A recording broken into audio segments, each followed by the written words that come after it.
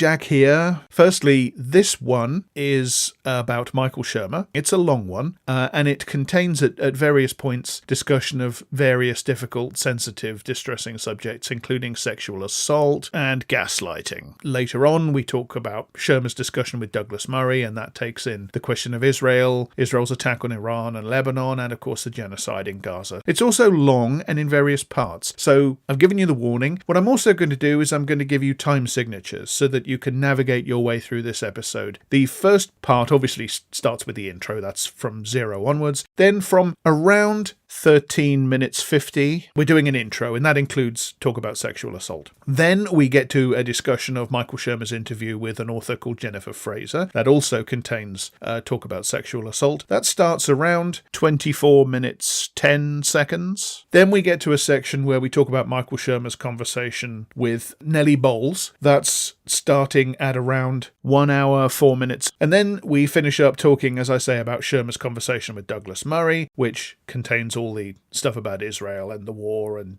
that starts round about 1 hour, 31 minutes, and these time signatures are in the podcast description too. So hopefully this will help, and with this little introduction over, it's into the cold open, which isn't really a cold open now, but just pretend. Riffing now on my previous commentary on Renee Good, it's a really risky thing to do that. Yes, they have a right to protest, but according to the federal government and the Department of Homeland Security, the ICE agents have a right to be there to perform their actions of deporting illegal aliens. Yeah. And according to the Reichschancellery, the SS had a right to be there in the streets, dragging you out of your homes and putting you onto cattle trucks. Yeah, that was all legal. Both sides. It's both sides. I'm a rational centrist.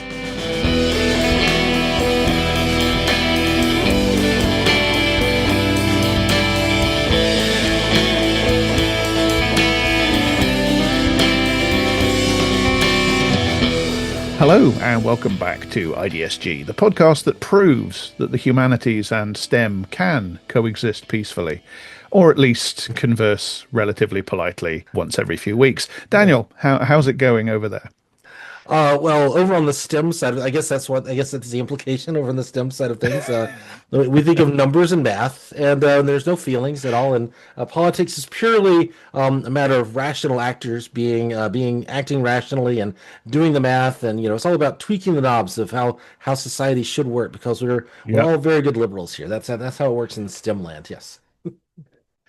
Yeah, and there's always two sides to every story. Yeah, always two sides. Truth is complicated. Nuance, the key to the realm is nuance. If you don't have nuance about things like, murdering innocent civilians in the street, how will we ever find what's right and wrong, ultimately? Yeah, it's funny, though, how nuance always seems to be called for certain things, like, ICE killing people in the streets.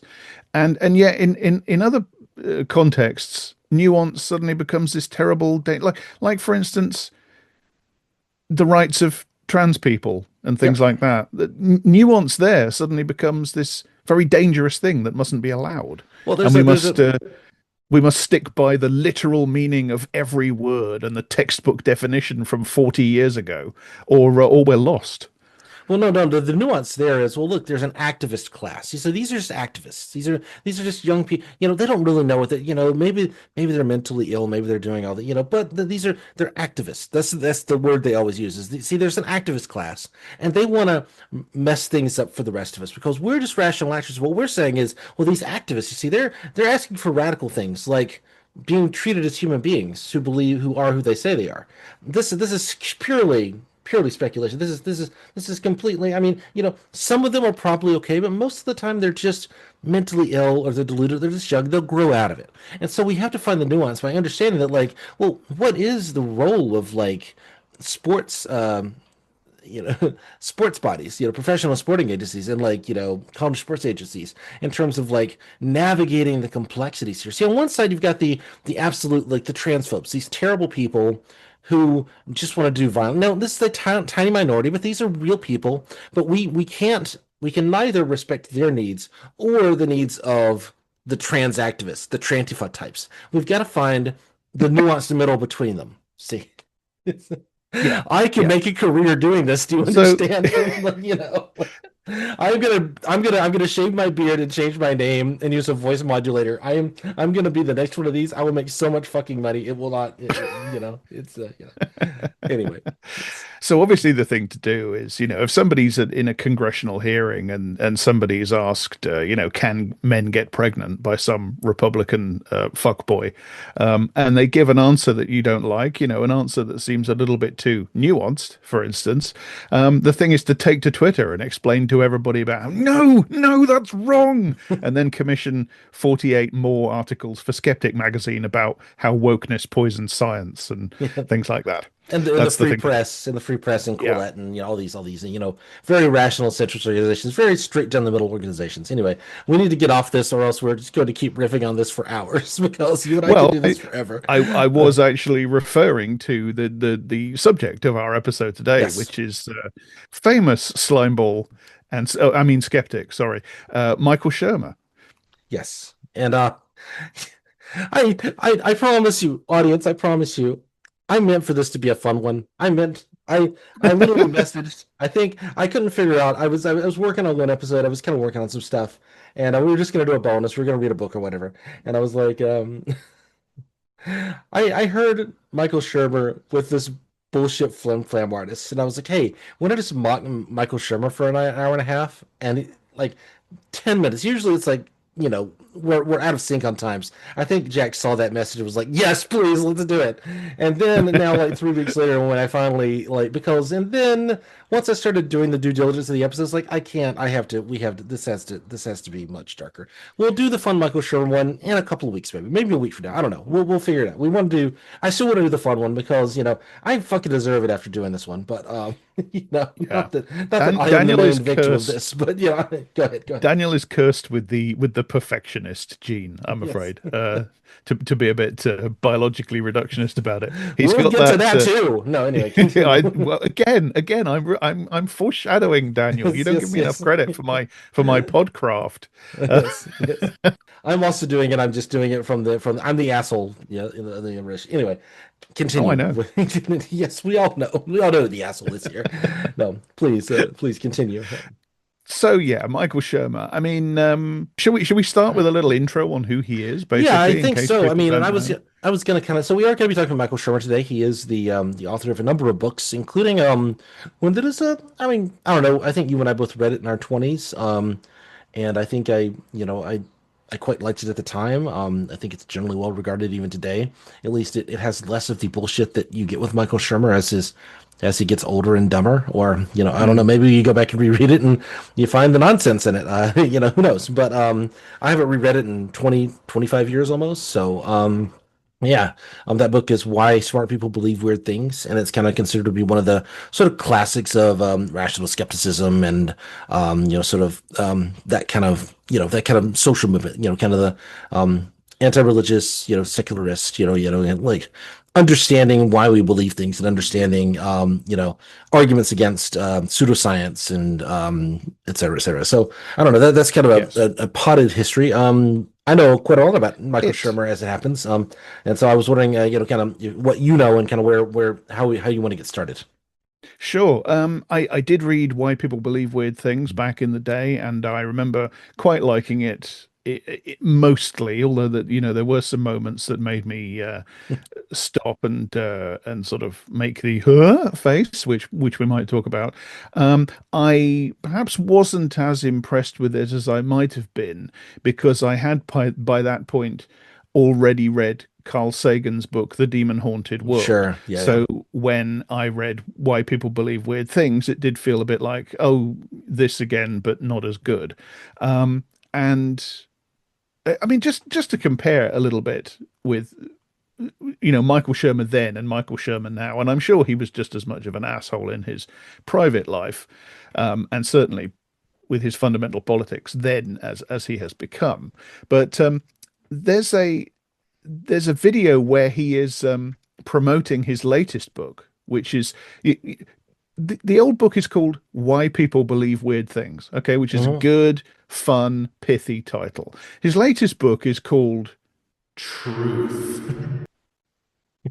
That's what it's called. It's Yeah, no. called Truth. And it's got this shaft of light on the cover, and it's got the word truth in big Yes. letters on it. Yes. Um, and he's promoting it on his Twitter, and he's holding it up to the camera. And incidentally, there's a framed photograph of Isaac Asimov behind him, just parenthetically, which is kind of appropriate in multiple ways. Well, appropriate and inappropriate for that matter, but Yeah, we'll get there. Yeah, no. but as he's doing this, he's doing this complete with a tweet underneath where he says, "This is from 27th January this year. Alex Pretty shooting. Why scrutinizing frame by frame video misses something essential about how humans behave under stress and fear. Responding to comments about my comments. How should we think about personal responsibility and judgment in moments like this?" So you can see what he's doing. He's Yeah, well, I nuancing mean, surely, a surely, murder which su- happened on camera out surely of he's existence. surely he's suggesting that the police officer who shot him, that man, really should have had at least better training, or should have had the more skeptical ideas about, like, well, we've already disarmed this guy, so, like, clearly he's not a threat, and like clearly the complaint is that the police officers who committed the murder need to consider their actions a little bit more before they out murder an unarmed man. Clearly that's where he was going, right? Yeah, do you know what? I don't think it is. I think he's trying to justify the murder that happened on camera by a bunch of fucking brown shirt, jackbooted thugs, Yes. who murdered a peaceful protester. I think that's what he's doing by suggesting that there's something more complex to it than we can plainly see with our own fucking eyes, while brandishing a book that he wrote that's called Truth. Yes, indeed. And I think this does kind of refer back to that old book in a way, because the thing that made me put it down and go, huh, was the fact that in the middle of this quite good book about skepticism and not believing in UFOs and why Holocaust deniers are wrong, etc., you suddenly get a bit where he starts talking about how great Ayn Rand was. And Well, how it's although he recognizes that she did become a cult leader and yes, she he went a bit does. funny, but he still believes, and I quote, "I still believe in her philosophy of capitalism," Yes. in a I book mean, called Why People Believe Weird Things. I mean, capitalism is just it's just the nature of capitalism is just it derives from, like, fundamental features of the universe itself, and That's therefore what he thinks. there is that That's what he is thinks. exactly what all these people think. It is one of those things. It was something that, like, Yeah. I kind of bought that bullshit for longer than I should have, and it was really not until, like, really I was engaging with you and people like you that, like, oh no, we can question that. In fact, immediately reject it because it's fucking stupid. But it is incredibly common, particularly over here in the United States and in, kind of U.S., Canada, etc. That capitalism is Sure, just, it's but just the way the world works. Like, yeah. absolutely. But there is capitalism, and then there's that view of capitalism, and then there's Ayn Rand's view of Well, capitalism. true. Yeah, I no. I mean, mean, I think, yeah, no. The funny thing is, I would love to sit here and talk to you about this, but we're but we avoiding what can't. we can't. We're avoiding what we have to talk about because, Yeah. you know, usually, the way we do this is, we start with something light, and then we go to something fucked up, and then something a little more fucked up, and then we do the dark stuff at the end. And there's really no way not to do this when we talk about Michael Shermer. And in fact, I think maybe we've been avoiding it a little bit too long. Michael Shermer was credibly accused of sexual assault back in. He was accused in 2013. The event happened in 2008. This was a young woman who was she has come out. She has named herself. I'm not going to name her on this podcast, but she's Yeah. easily Googleable if you choose to. She's been But identified since. Yeah. yeah, We've she got has that. she has come out since. She has identified herself since. She's given interviews about it. So, it's not a matter of, like, oh, she was doxxed. I mean, I think, we would be within our rights to name her. I'm choosing not to. So, just Yeah. to be clear. Because ultimately it's not, I mean, it both is and is not about her, because the allegation, and Sherper in some ways doesn't even really dispute this, is that, like, um they were at a conference. They were at the Amazing Meeting, one of the many kind of atheist conferences around this time period. This sort of the event took place in 2008. Um, The She amazing meeting. I always thought that sounded like a superhero conference. Well, it's because it's for the Amazing Randy. James Randy was the Uh, person who organized it, and so he called it the Amazing Meeting after. I mean, you know, there was a tongue-in-cheek element to all this. It was supposed to be kind of fun and silly. It was supposed to be, you know, like there was a you know, there was a moment, there was a hot yeah. minute back there where skeptics did seem to be able to do that. Yeah, yeah. I mean, you know, it's one of those things. I don't know. We'll talk about this here more in a minute. Yeah. But I want to get into this. At one of Absolutely. these meetings, I don't remember exactly what meeting it is. I did include a bunch of links. I included a couple of YouTube videos that Rebecca Watson produced recently, kind of talking about some of this stuff, and particularly kind of like things about the Epstein files. And we'll kind of get into that a little bit here momentarily. But the you know, kind of the story is in kind of the version of events that I believe, and of course, you know, we're beyond you know, the scope of limitations on this. There's no like criminal case that can be made. It was too late even when she came out in 2013 and revealed to the blogger PZ Myers, so the Ferrigula blog, who was one of the biggest names in organized skepticism, organized atheism at that time. He was the big guy on the you know, on the Mount Rushmore of atheism at that time. He was one of them. In that kind of blogosphere era, maybe more in the kind of 2008 than 2013, but still he was a big figure. Um, and came up and basically emailed him and said, you know, look, you know, back in 2008, I was at this thing with Michael Shermer. I approached him. I was interested, and I mean, you know, there was kind of a culture of, you know, it's a convention, and you know, we're all open skeptics, and you know, sometimes people like to hook up, you know, and you know, at the time, it's kind of like, oh, this is ordinary behavior, you know, it's something that, you know, we're not fuddy-duddies about this. We're not like religion, you know. The whole point is to be open-minded about like people choosing to do things with their bodies and having full consent and everything. And so she was like, yeah, Yes. That's the key, isn't it? That last clause. yes, yes. Well, you know, we'll get to that in a moment. But I do want to describe this particular incident. You know, in not in I mean, we don't have excruciating detail, but in enough detail to kind of. She approached him and she was interested. She was flirting with him. He flirted back. At some point, they were at the bar. They were drinking drinks. Apparently, he was buying her drinks, buying himself a drink, and then disposing of his drink without actually drinking it. And so she drank many more alcoholic drinks than he did. And then Uh-huh. he gets her into his hotel room, and one thing leads to another. She wakes up the next morning with vague memories of what had happened, knowing that they had had sex and not feeling like she had meaningfully consented to that act because, you know, she was too drunk to meaningfully consent. And this was, you know, Shermer would have been Right. probably about 40 at this time. I didn't look up his exact age, but he's, you know, he's a functioning adult. I don't know how old the woman was, but you know, you hear from, you know, stories around this time, especially like as things have kind of moved on, that Shermer was well known for hitting on young women, particularly women who are 20 years younger than him. It was just a thing. He was a star, and he was an author. And you know, look, people, you know, people like to fuck the star. I get it, you know.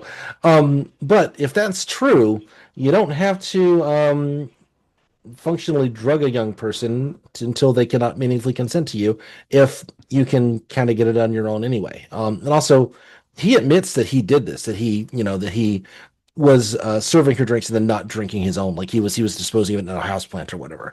I mean, he admits Yeah. that he does this. This is not like, you know, oh, we only have this from second. He denies that it was sexual assault. He denies that it was in any way kind of unwanted. I don't know what While language he, while you know, he uses for effectively it. admitting it at the same time. Yes, Yeah. exactly, exactly.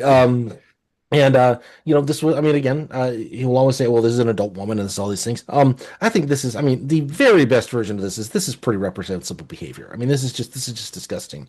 And not because I think people should have the right to have sex if they want to, but if they want to, and if they are meaningfully consenting. The fact that he's not drinking his drinks and feeding her more drinks I mean, it's kind of the crux of it. It's like, if they both just got really wasted, maybe there's an argument there. I don't think there's even an argument there, you know, but No. maybe. But like the fact that he's not drinking is, and he admits that he did that. That's and also, you do this once, you did this a bunch of times. There's just, I mean, it's just one of those things. We just know that this is how this works. And so, to my knowledge, there's not been another person who has kind of come out with this particular allegation, but he was well known to be a womanizer. I have no doubt that, like, if we had, you know, if we had a record of the time that we had, you know, a lot of people would have stories similar to this of like, you know, he kind of put me in a situation where I couldn't say no. regardless of whether I legally could be called certain words is another question. But um, even if it was just that one incident, and we have no reason to think it was just that one incident, that's pretty fucking damning. Like that's the sort of thing, like, yeah, that is intentionally really, really, really terrible behavior. And the only reason I'm not using more aggressive language is because Shermer is pretty litigious, and so I'm trying to stay away from legally actionable words, shall we say, that I would otherwise very openly use. Okay, well, we should make it clear then that these are allegations, and that's Yes, all we could yes. say. Yeah. These are publicly available allegations. You can Google this and you will find a whole lot of this kind of stuff. This is kind of the one that seems to be the most substantiated. But there was a rumor mill going around this guy for years and years and years, and no doubt, there's a whole lot of stuff that we just never even heard. Also, so in 2013, nothing really. I mean, it kind of it caused some consternation, and like I think he kind of slowly kind of disinvited to a certain number of gatherings, and he kind of they kind of kept it on down low for a while. And it really wasn't until Me Too hit in kind of 2017 2018 that everything kind of resurfaces. I mean, PZ Myers, to his credit, like published it. He said, I think the exact blog post, and I put it in the show notes so you can go read it. PZ Myers put it as like, somebody handed me a hand grenade, like words to that effect. And then the end of the blog post is, and there's the hand grenade and then I pull the pen and boom. And then, like, because Michael Shermer was this highly respected guy, and PZ Myers for any, I mean, I think he regrets not being even more aggressive about it now. He's done he's made some statements. It's like, I really should have been even better about this than I was. I find it hard to like as openly as he just kind of said, yeah, no, fuck this guy.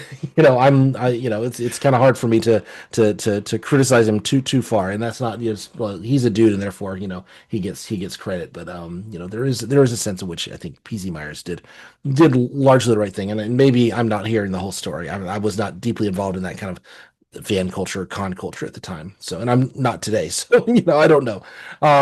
But there is that blog post. You can go read it, and I think it is very worth your while to read. Anyway, so in 2018, when Me Too happened, people kind of dug up these allegations and these revelations, and at this point, it's 10 years past the actual the kind of the incident that is the hand grenade, and this young woman had been public for several years at this point, and suddenly it's like, oh no, we actually need to like not invite Shermer to things. We need to stop paying him to headline our events and stuff. Maybe we should act on this. Maybe we should actually, give him the slightest amount of shunning. Now, he's still the editor at large of Skeptic magazine. He does his podcast. He makes millions of dollars a year, presumably. He writes books that people buy.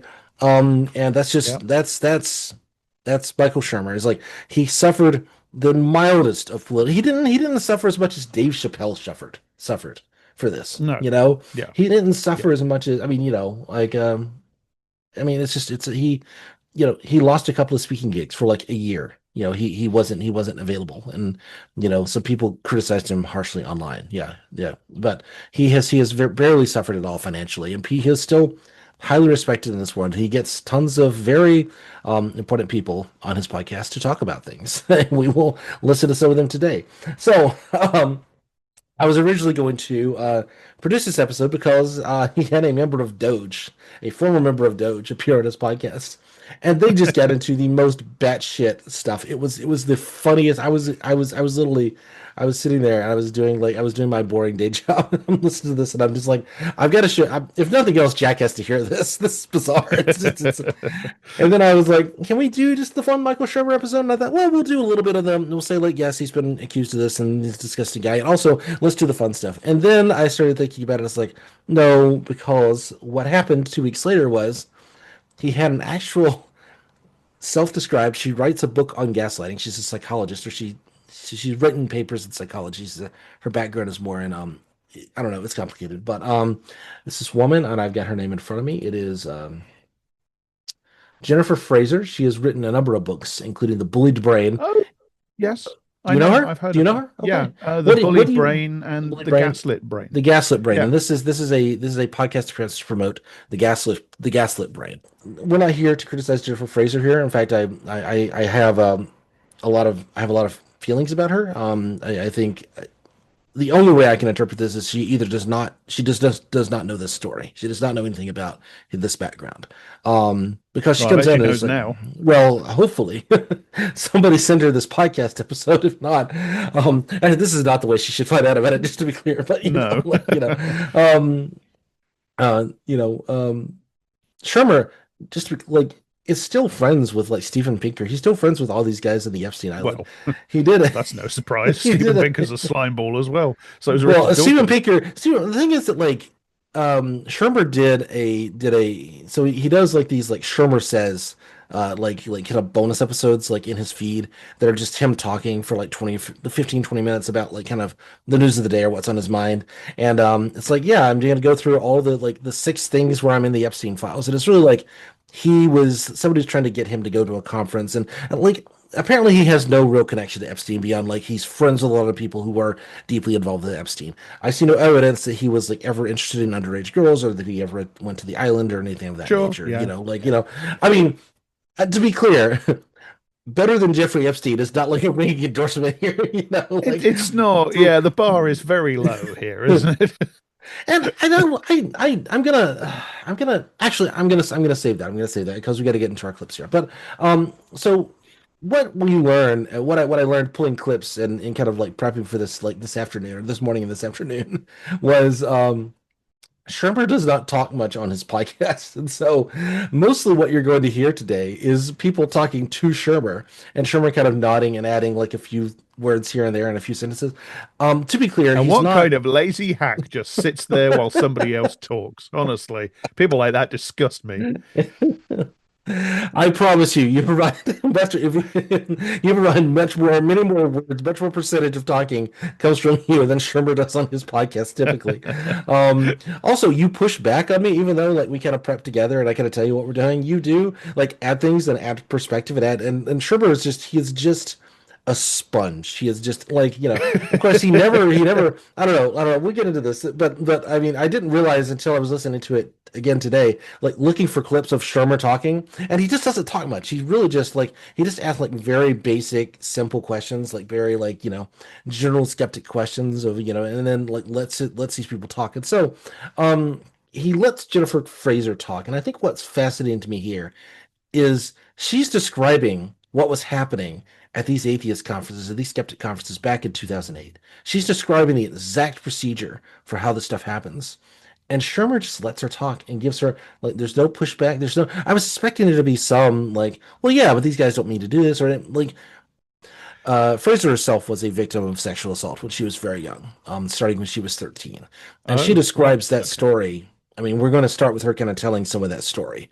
And so, if this is not for you, this is not for you. I mean, the two things we're really going to talk about today is like gaslighting and sexual assault and Israel committing war crimes. Those are the two topics today. And so I imagine there are a whole lot of people who just do not want to listen to any of this. We are against both of these things very, very strongly. Michael Shermer, less so. We'll just go with that way. And if that's all you need for this episode, please feel free leave with my condolences and thank you for listening this far. We are about to get into this, and there is no easy way into this. I mean, this starts, by the way, this is like the very beginning. The bit that I'm about to play you starts about 5 minutes into Shermer's podcast episode with her, and I put all the links to these podcasts will be in the show notes, so you can go listen to the full thing just to verify I've not taken this dramatically out of context. But it has driven my work ever since university. And even I wrote an honors paper. It was like a midi kind of dissertation that you wrote to get an honors degree in English. And I wrote all about abuse in Shakespeare. So it was always on my mind, but I wasn't aware of it. Oh, interesting. In Shakespeare. Okay, I didn't know that. I don't know my Shakespeare that well, I guess. But that makes sense. He covers pretty much everything about the human condition. How old were you when this happened to you? God. The grooming started in my science class at 13. And then... Comments about Shakespeare there? Don't mind me.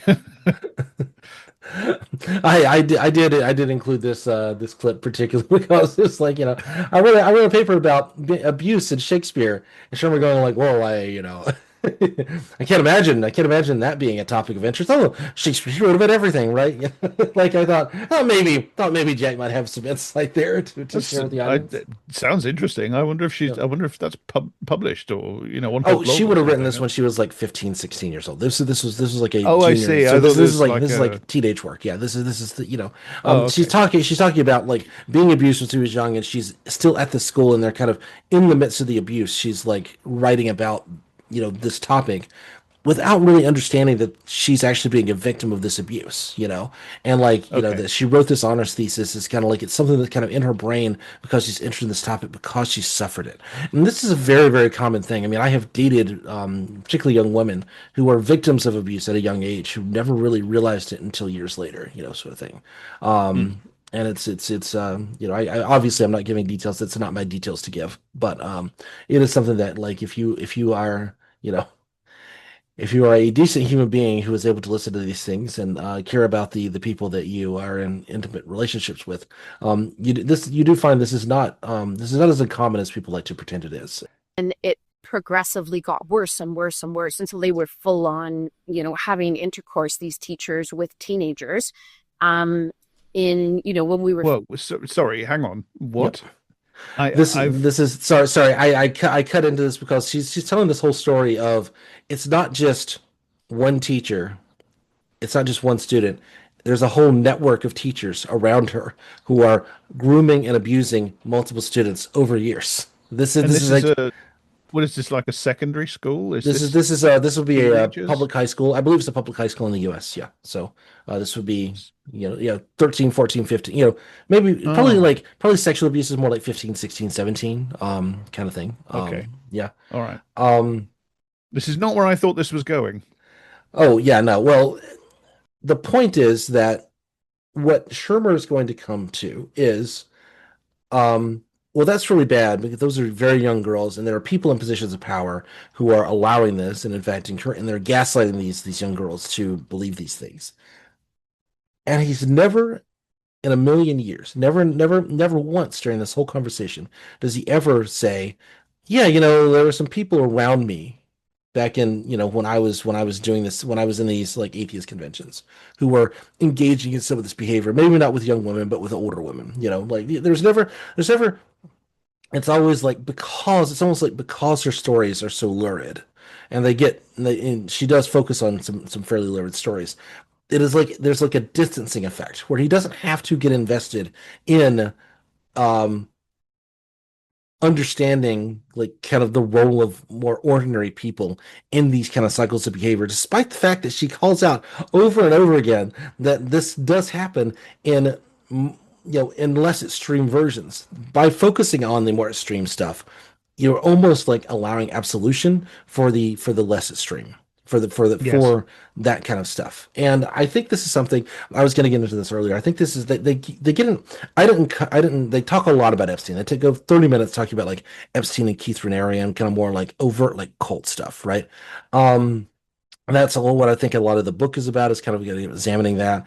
And I think there's some stuff where like, like talking about like, well, it's like these certain kinds of brains are just like the images to, they don't feel empathy where other people feel empathy. And I'd have to read the book and kind of go into the research to kind of know how I feel about that.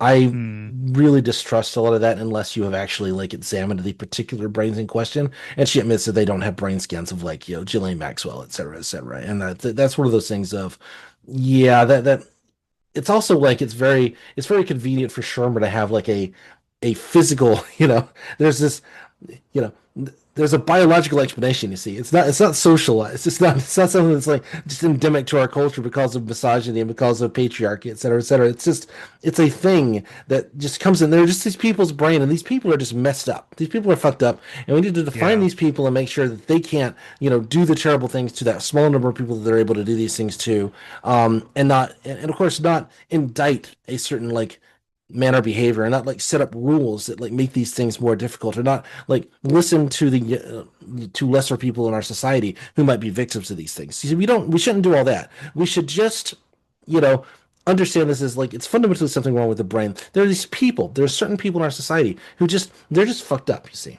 And if they're just fucked up, then we can just challenge that. We can medicalize this whole situation and not have to look at our own behavior and not have to look at the things that we have done in our own society to let this happen. See, that's kind of the angle that you kind of get the sense of where Shermer wants to take it. Although he doesn't, again, he barely talks in a whole bunch of this, but he keeps bringing it back to Epstein and Ranieri and kind of like the extreme examples, and he keeps kind of going to this kind of area instead of kind of, you know, what I think is a more holistic idea of like, well, this stuff seems endemic to society. And it seems like that's what her book is largely about as well. Like her book does kind of talk about brain scans and stuff, but I don't think, again, I have not read the book. I should probably read the book at some point, or one of us should read the book and kind of get into it.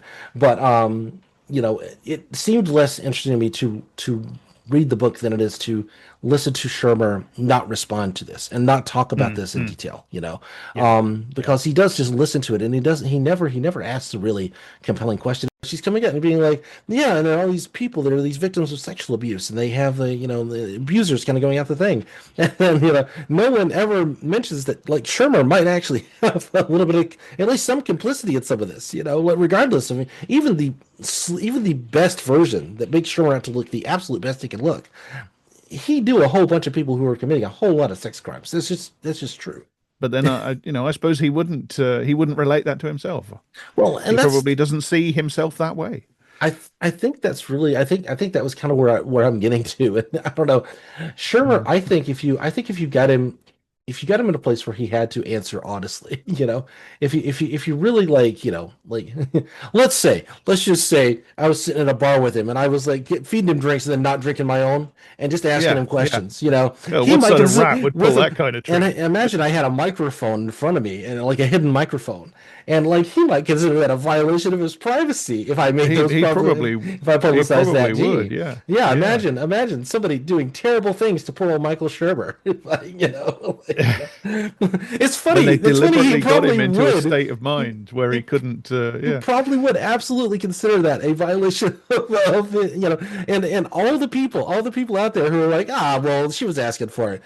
Absolutely. Well, he showed up to he drank the drinks for himself. Like he was very happily sitting down with Daniel He's a grown man. and having that whiskey. Yeah, exactly. My God, that's a great metaphor. I just stumbled into that. I like that. Yeah, no. Oh, sorry. 15, 16. I walked away from the program at 17. And I really just simply had no vocabulary for what had happened. I would never have called myself an abuse victim. As an adult, I reported to police. And the police called me 2 months later and said, yeah, we have 50 victim statements against 2 of the teachers because one of the teachers had... Imagine the scale of that. Scale of that. Christ. Yeah. Being charged and convicted and did time. The other 2 hadn't. And so they said, oh, yes, we've got 50 victim statements about these 2 teachers and we're not going to press charges. Gee, I wonder why. Wow. Yeah. I was like, okay. What? Why? Because the surprise. Huh? They don't press charges against people who may have committed sexual assault. Jeez, how I am shocked. Just imagine like the Victorian old lady, like the smelling salts, That sounds like the sort of wacky scenario that a wokester or a feminist might, and I wouldn't. Of course, I won't let the fact that I've encountered it actually happening in the real world change my opinion of such people. I'll just carry on as before. Absolutely. That's how the legal system works. It's unbelievable. I mean, when people are reading about the Epstein files right now, they have all of these beliefs and they're sort of surprised and how come people aren't being charged and like, where is the law? Where was the FBI? Why wasn't it investigated? And it's exactly the kind of thing that I think you and I both write about, which is that I think one of you writes about this. I don't think the other one does.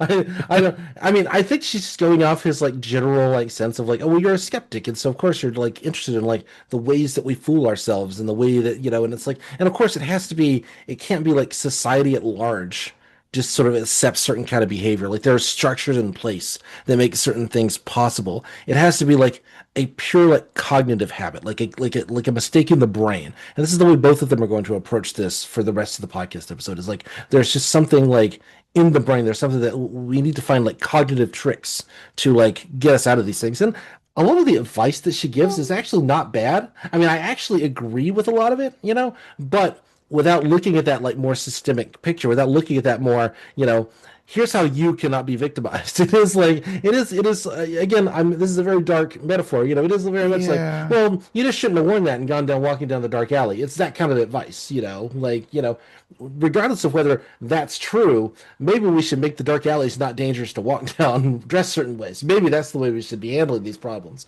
But of course that requires a systematic approach. And in fairness, she is talking about the systemic problem of how the legal system works. Yes, yes, absolutely. No. I mean, she's doing better than a lot of people. She is. I am not criticizing her. Like this is really, I would like to make these kinds of things not possible to exist, as opposed to like warning people of like how to avoid it happening to them. Yes.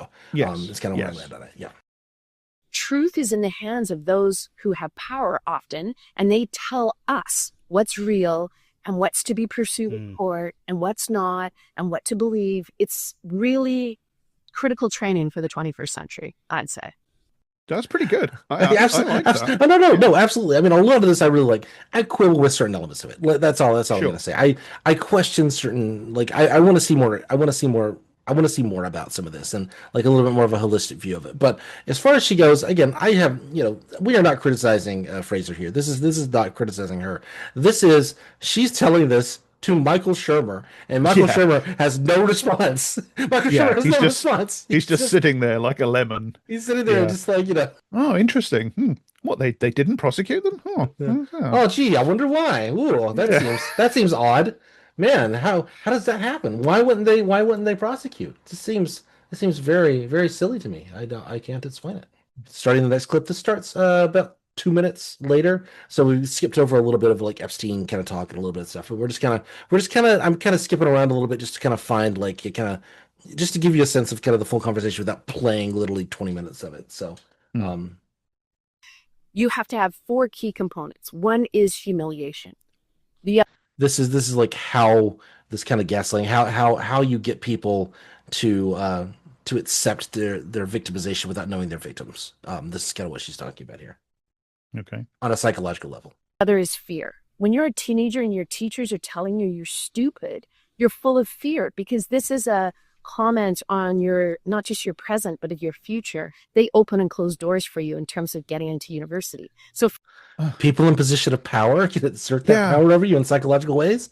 Michael Shermer, do you have any comments on this? For me, being called stupid was like a disaster. My teachers, they're the people empowered and given the credibility and professional standing to tell me my value, and they think I'm stupid. So humiliation, fear, retaliation. So I was retaliated against because I would not sexually engage with them. And yes, they were sexually engaging with girls, my friends. And that's a whole other story. And then the other key component that many people forget about abuse culture is favoritism.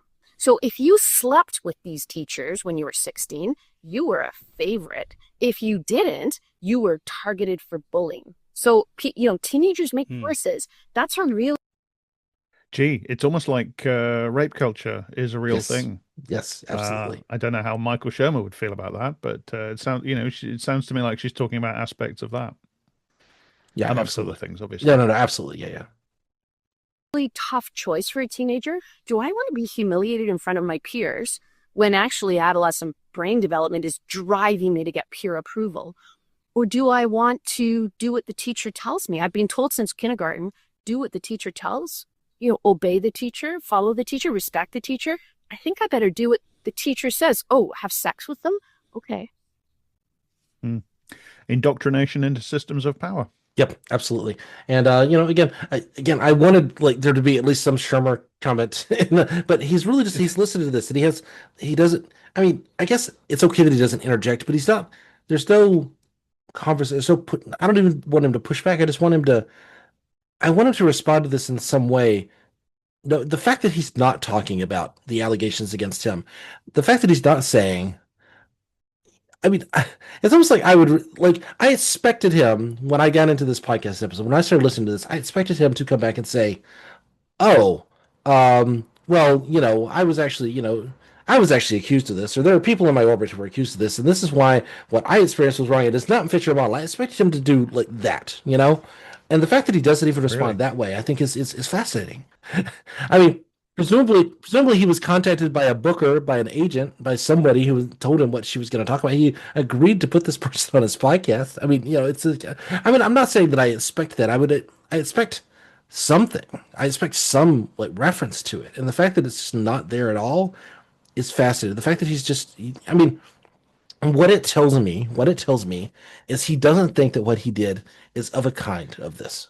What it tells me Exactly. is Yeah. he doesn't see himself in these words. He has no need to respond to this because what I have always engaged in all the utmost respectable matters with every sexual encounter I've ever had, and there is no sense in which I, in the positions of power that I was in, and the people that I slept with who wanted to sleep with me because I was the big guy who could get them a career in publishing or could retweet them or whatever, there was no sense in which that had any impact on the people who chose to sleep with me over the years. And therefore, everything that I've done is completely on board. They just gave themselves to me of their own volition, and they were all adults, and so therefore it's fine, despite the fact that they were routinely 20 years younger than me or more. That's just the nature of the bit. That's just the nature of the business. That's the only logic I can imagine. Yeah, yeah, It's part of the psychology of abusers that they don't yeah. see themselves as abusers, isn't it? They talk themselves into believing that what they're doing is not abusing people. Bullies do that. All right, this is the next clip, and this is where they kind of talk about Me Too a little bit. I assume some of them said no, and others acquiesced, and others didn't know what to do. And I mean, it must have been a wide spectrum of responses. Obviously, this is pre Me Too movement. I mean, why didn't any? The one for reference to Me Too in this entire transcript is right there, and okay, we've mentioned it. He knows it exists. We know it exists. Yeah. This is the thing. Okay, he And like has I love the idea that Me Too meant that suddenly victims of sexual abuse were just suddenly suddenly they all knew, well, there's Me Too. I can Me Too this guy that's doing this to me. That's all right then. That seems to be the assumption, doesn't it? Like Me Too right. came along and suddenly victims had recourse. Right, yeah, and suddenly, Most of the Me Too women were scorned and ridiculed and rejected and told they were lying and didn't get any justice. And then, yeah, immediately it started as they've documented on uh If Books Could Kill, yes. immediately Me Too started. The main discourse became Me Too has gone too I mean, someone's far. gone too far, which is Yeah. like, I mean, just a total. I mean, God, I'd have to find. It's just I was looking for Me Too, and he barely, even when he references it, it's like barely like I couldn't find like a specific episode in which he really like went into Me Too. It's always like, well, we'll get to that. We'll get to that. We'll get to that. Bari Yeah. Weiss's wife is here to talk about some of that, and believe me, the way they talk around these issues is infuriating. It's like so much cotton candy drivel is kind of where we're going to get to. But here we have more of this kind of gaslighting conversation. This again Yeah. starts about 30 seconds a minute later. Again, we're kind of dipping in and out of this as we're just kind of cutting a little bit of the fat. That's kind of what we're doing to.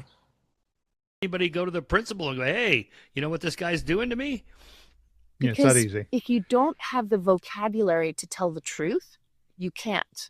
So we were not taught the words to go to the principal. We didn't have the words to tell ourselves what was happening.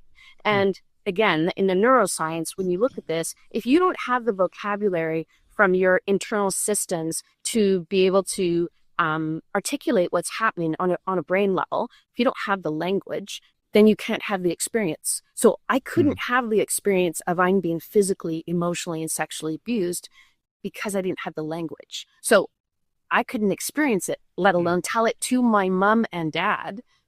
And my dad's a lawyer, and my mom was was a political backbencher. Like I would never occur to me to tell my parents because I had no vocabulary. That's why kids are handed over to be But individual.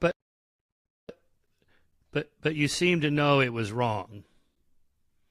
I don't think I even had the moral language to say right or wrong. I knew that what was happening, or that it was creepy, or there's something off about this. You must have had a sense about that. absolutely. So God, that's so simple-minded. Yes. You're talking yes. about her not liking it. Of course she didn't like it. That's not the same thing as knowing that she was being abused by powerful, authority Yes. figures that were taking advantage of the. That's so simplistic. One of the What she's things, saying is it makes so much sense. In order to do something difficult and complicated or scary, you need to be able to envisage yourself doing it. You need to be able to conceptualize it, and that takes language. And if these systems of power that put people in a position where they're there to be used and abused, they deliberately withhold that kind of language from them so that they yeah. can't do that. Well, I Is mean, this, these are new concepts to him? I mean, well, it's very clear when it's pseudoscience and UFOs and religion and creationism, that like certain words are just forgotten and certain words get redefined so that you don't get to understand them as clearly as you would otherwise.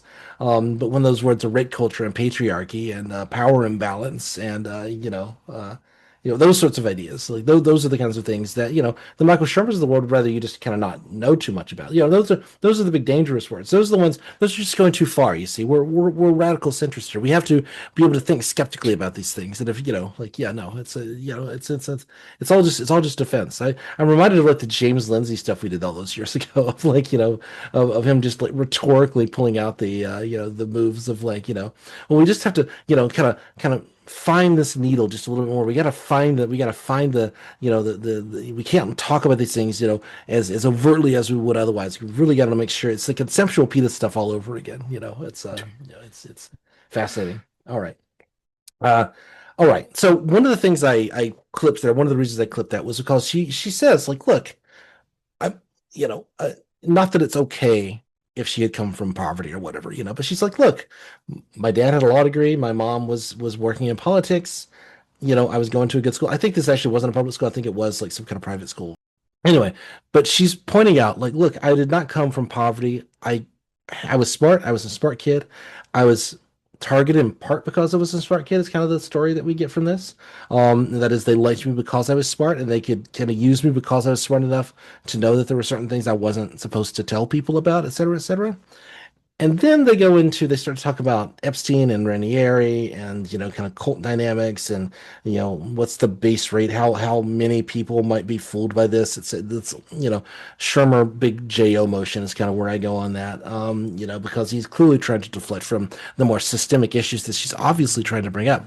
And there's a story in her book, apparently, about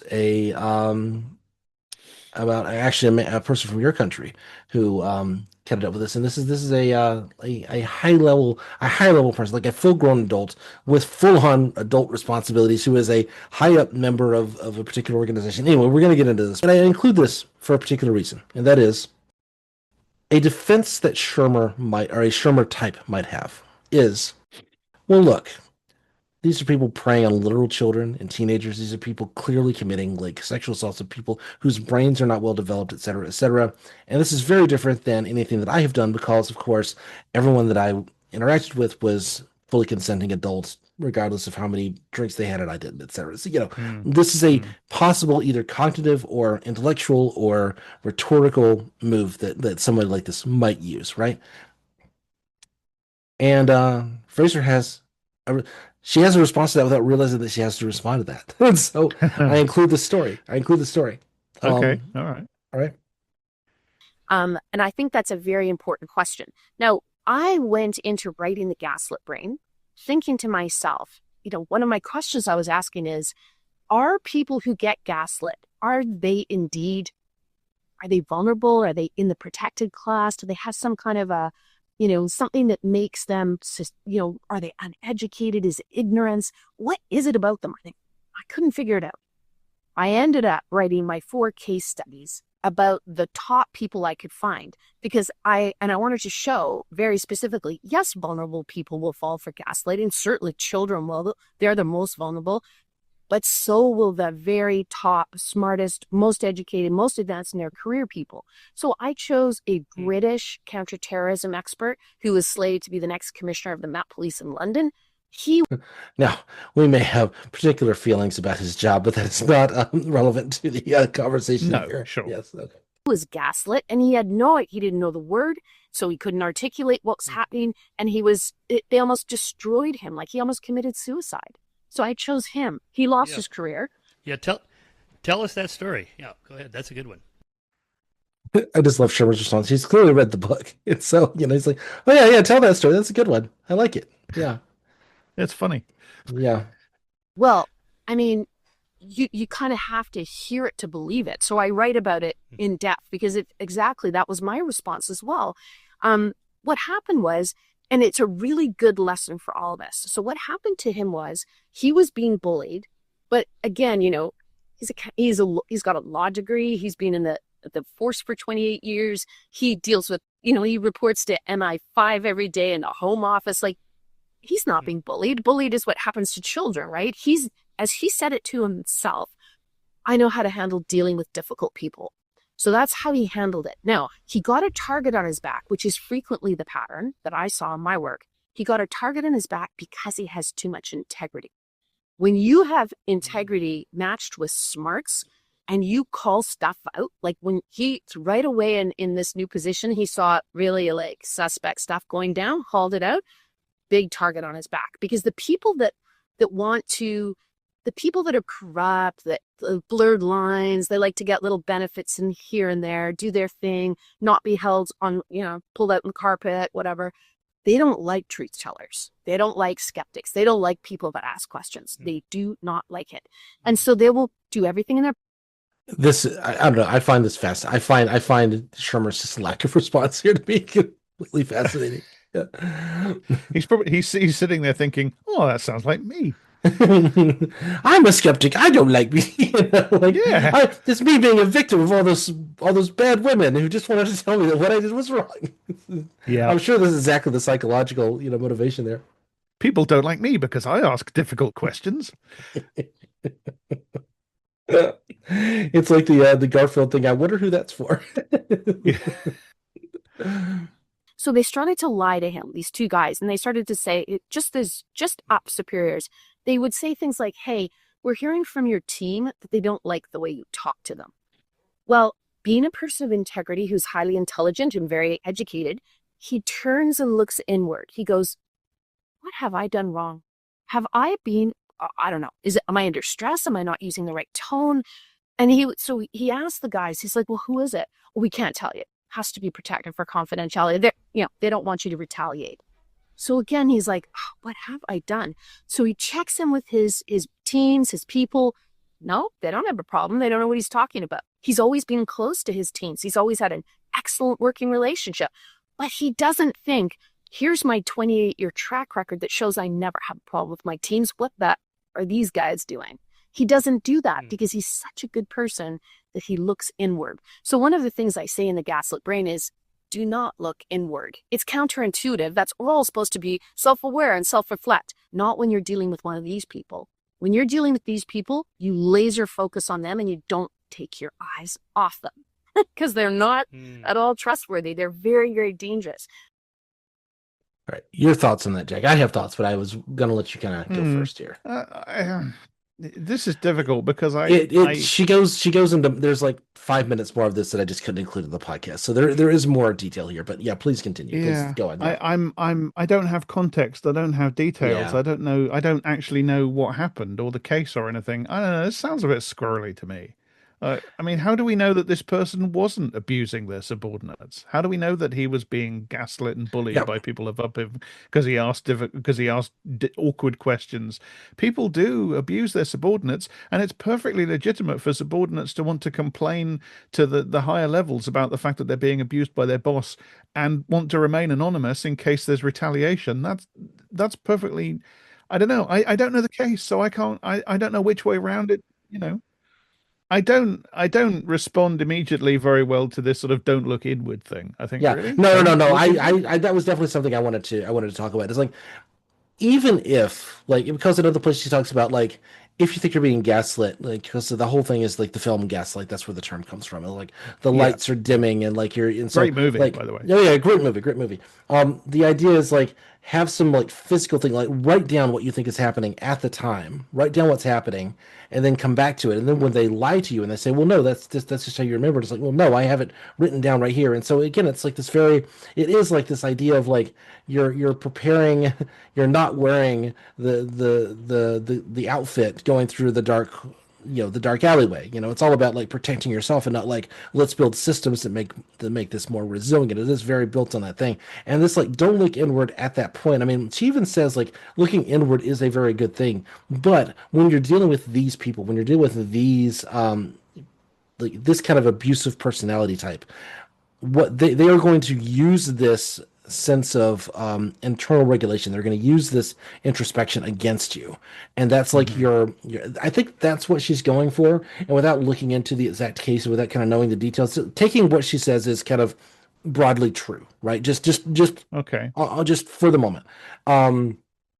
I get where she's going with that, But of course, she's telling this to Michael Shermer, who, if he sees himself as, the put upon victim, of Yeah. course, the thing that he's going to do. And so that's why I think, again, I don't want to criticize Fraser here. I don't have the tools to do that at this moment. I want to kind of like take this as it lays and kind of go, I think she's broadly the good guy here. But I think you're right. I think knowing more about these cases and kind of looking into it might give us a little bit more context of like criticisms we could have.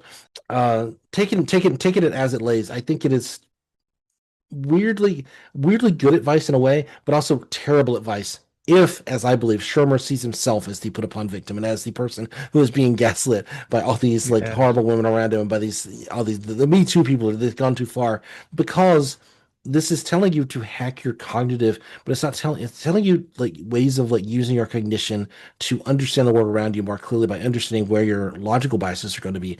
But it doesn't tell you about like understanding yourself in a world with other people, understanding in solidarity with other people, understanding like that you might have a place, that you might have a vantage point in which you're going to see the world in a fundamentally different way than other people. And like by understanding everybody's perspective, you can reach a more broadly accurate, point of view, Yeah. even within these like pure like cognitive thought load type problems. And this is something that like this was a conversation I think I was in 20 years ago. Basically, people talking about like it's all about understanding not just what I see, but what you see with your eyes, and what that other person sees, and getting all the perspectives together.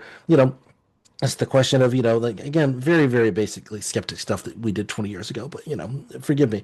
It's the blind man and the elephant. I feel this and I feel this and I feel that. Well, if everybody talks to each other, then you can compare it and go like, oh, it must be some giant animal that has all these features. And you compare your positions to other people. That's the way you solve these problems, is talking to other people and having, but the way you do that is by having like broad understanding of like the people, not just in your little milieu, but in broader pictures around you. And it's difficult. It's very difficult. But yeah, I mean, I think I don't know. I found that element fascinating, is that she's even saying, and he's agreeing, that bright, educated, smart people can fall for this, right? And still he's not connecting it to, like, he's not overtly connecting it to, well, bright young women can also can maybe be victims of sexual assault because I gave them too much to drink, etc. I found that interesting. Yeah, absolutely. Unless he is making that connection internally and he's just thinking, but I got away with it. So yeah, oh well, it's okay. that's always the possibility. Yeah, no. Again, I'm kind of granting. We're playing the tabula rasa here. We're kind of doing a little bit of the. Oh well, he wouldn't like that. He always likens anything that a social justice worldview or a progressive worldview to the blank slate theory of the human mind, which is a strong man. But never mind. No, absolutely. Yeah, no. The veil of ignorance. That's what we're going to. We're going to build a society. Final thoughts on the kind of the Fraser bit. Yeah, I know we kind of went on that for a little bit. I think it's interesting. Very interesting. Yeah, just the sheer sort of irony of that conversation happening on his podcast, given the allegations, and his his weird sphinx-like silence and apparent obliviousness. It's kind of it's kind of chilling, to be honest with you. Yeah, no, absolutely agree. Yeah. Um, we're now done talking about gaslighting, and to some degree, we're done talking about sexual abuse, Uh-huh. and Shermer's sexual habits. Yep. And Although, his lack of interest in what his guest is saying. well, now we're going to get into Jack. Do you know who Nellie Bowles is? I do not. No, that's not the lead character of Cabaret, is it? I don't think Well, so. it may be. I don't know. I've seen Cabaret. I don't think I remember. But no, Liza Minnelli would be a very welcome addition to this podcast at this point, relative to Bari Weiss's wife. That's what we're Ah, talking about today. yes. Who? No. I'm going to go and watch Cabaret instead. I'm sorry. Yes. I've had enough Okay. of this. Yes. Cabaret, Okay. brilliant Bari film. Weiss's wife. Great. We should do that as an IDSG one day. I think that'd be fun. So Nellie Bowles is The only she's a musical I like. Sorry, go on. okay. Among certain bits of our audience, I think them fighting words, my friend. But yeah. All right. So you're just trying to distract me from getting into Nellie Bowles. You're like, come on, we've done the hard part already. Oh, don't worry. We got this is the fun part in the middle. This is where we're going. Because we got Douglas Murray to contend with at the end. Oh, dear God. So Nellie Bowles, Bari Weiss's wife. And Yeah. if you imagine every take that Bari Weiss has, imagine the just slightly slower, just slightly more unhinged version. That's kind of Nellie Bowles is like the store brand Bari Weiss. Is sort of the way I'm trying to describe it. It's sort of like Well, that's weird because Bari Weiss is already the store brand Bari Weiss. So I cannot recall a particular moment in which I have seen Nellie Bowles and Bari Weiss have any substantive disagreement on issues. I'm sure there's something if you really went and dug into it. She used to be a writer now she writes for the Free Press, and she appeared oh, on Michael. that's a coincidence. Yeah, imagine that. How did that happen? How did that happen? She's gonna be doing CBS Radio at some point. I'm sure it's gonna be the next step. No, she does not. She does not have the skills for that.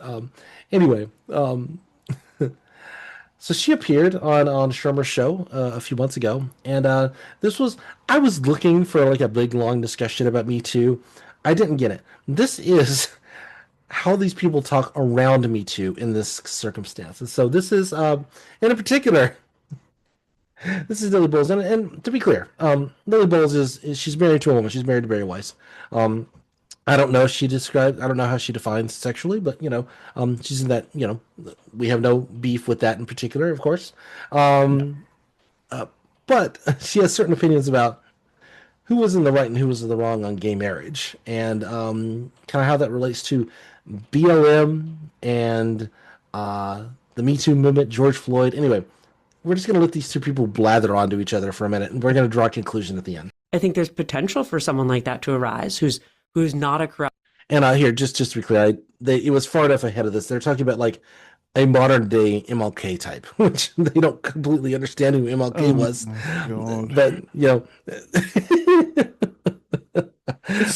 I hate this who's the modern day MLK discourse because it's so transparent. It's like they've decided retrospectively that MLK was the good one, despite the fact that people like them back then were ripping MLK to shreds, and if you transported them back in time, they'd be doing it too. But from this vantage point, they've all agreed to say, "Oh, he was the good one. He was the one that he was doing politics in the right way." God, yes. So when they say, who's going to be the new one, what they mean is who's going to be the left winger or the civil rights movement person or whatever, who does it the way we think it should be done. Yes. Which basically just means not doing it at all, doesn't it? Well, we're going to learn. We're going to learn where these people think the best advocates for social change are. You'll be shocked. You'll be shocked. Figure and who just believes in these things, and I think that'd be pretty exciting, pretty interesting. Yeah. Yeah, But but I it's don't know. not. Do you think there's any of them like No, that? I've not. Well, I mean, someone like Ibram X. Kendi, I suppose, thinks of himself that way. I don't think. Earwax candy is like such a like slur word for these guys. They're just so Yeah. terrified of. I mean, I don't. I liked Stamp from the beginning. I liked that book a lot. I would have issues with it, but I think it's a very like it is. It's great for as far as it goes. I'm amazed at how like they make him the boogeyman. It's just it's he is a very quiet academic. He is a very normal academic. It's Yeah. bizarre, you know. I like that this someone who just believes as well. Like that's all MLK did. He just believed. He just believed. That's it, you know. He's the right person for Yeah. that. Yeah. But at least trying to lay out an Would he? intellectual foundation. I don't know if he would think that about himself. And and again, Well, Shermer. he's not an activist. I mean, he doesn't do. I mean, Ibrahim No, Kendi does exactly. not lead a movement. He does not like. He's not marching on Washington. I don't know. This is just a different thing. I don't know. Like, you know, And he it's like doesn't want for an eloquent black intellectual man framework. talking about racism. You know, like That's what he. that's That, yeah. That's what he's doing. That's what he's writing books and doing podcasts. He's trying to. You can disagree or agree how successful he's being, but that's what he's trying to do. He's trying to lay a framework. I mean, they're just talking about the version of him that exists in their heads. So, Yes, exactly. They're not talking about the actual MLK. They're talking about the MLK no. who gave nice speeches, who did politics the right way. They're fine. And the same with Kendi. They're just talking about Yeah. the fictional version they've imagined, not the real one. Well, and the fictional version that they've imagined is a much more radical bomb thrower than, Yeah. it's like secretly, he's out there like encouraging people to throw Molotovs at, at the White House or whatever. That's kind of how people think of Abraham. They use his name as if he is, again, actively advocating for mass political violence with rifles on Washington D.C. It's like, what if J6 but woke is kind of what they imagine Yeah, he's yeah. advocating for. It's almost like there's something about the things he says that makes people like this feel uncomfortable for some reason. I can't think what geez, that. can't imagine. But then Can't imagine. these are people that would have been made uncomfortable by can't remember the name, but the person that wrote that White Fragility book. That was too much. Robin DiAngelo. Yeah, So the whole thing is, MLK, good guy in the past, safely dead. He doesn't have opinions we have to care about anymore. Even Exactly. Kendi, the more radical, maybe he's the guy who's kind of like the reasonable guy that we can work with to kind of talk about race issues.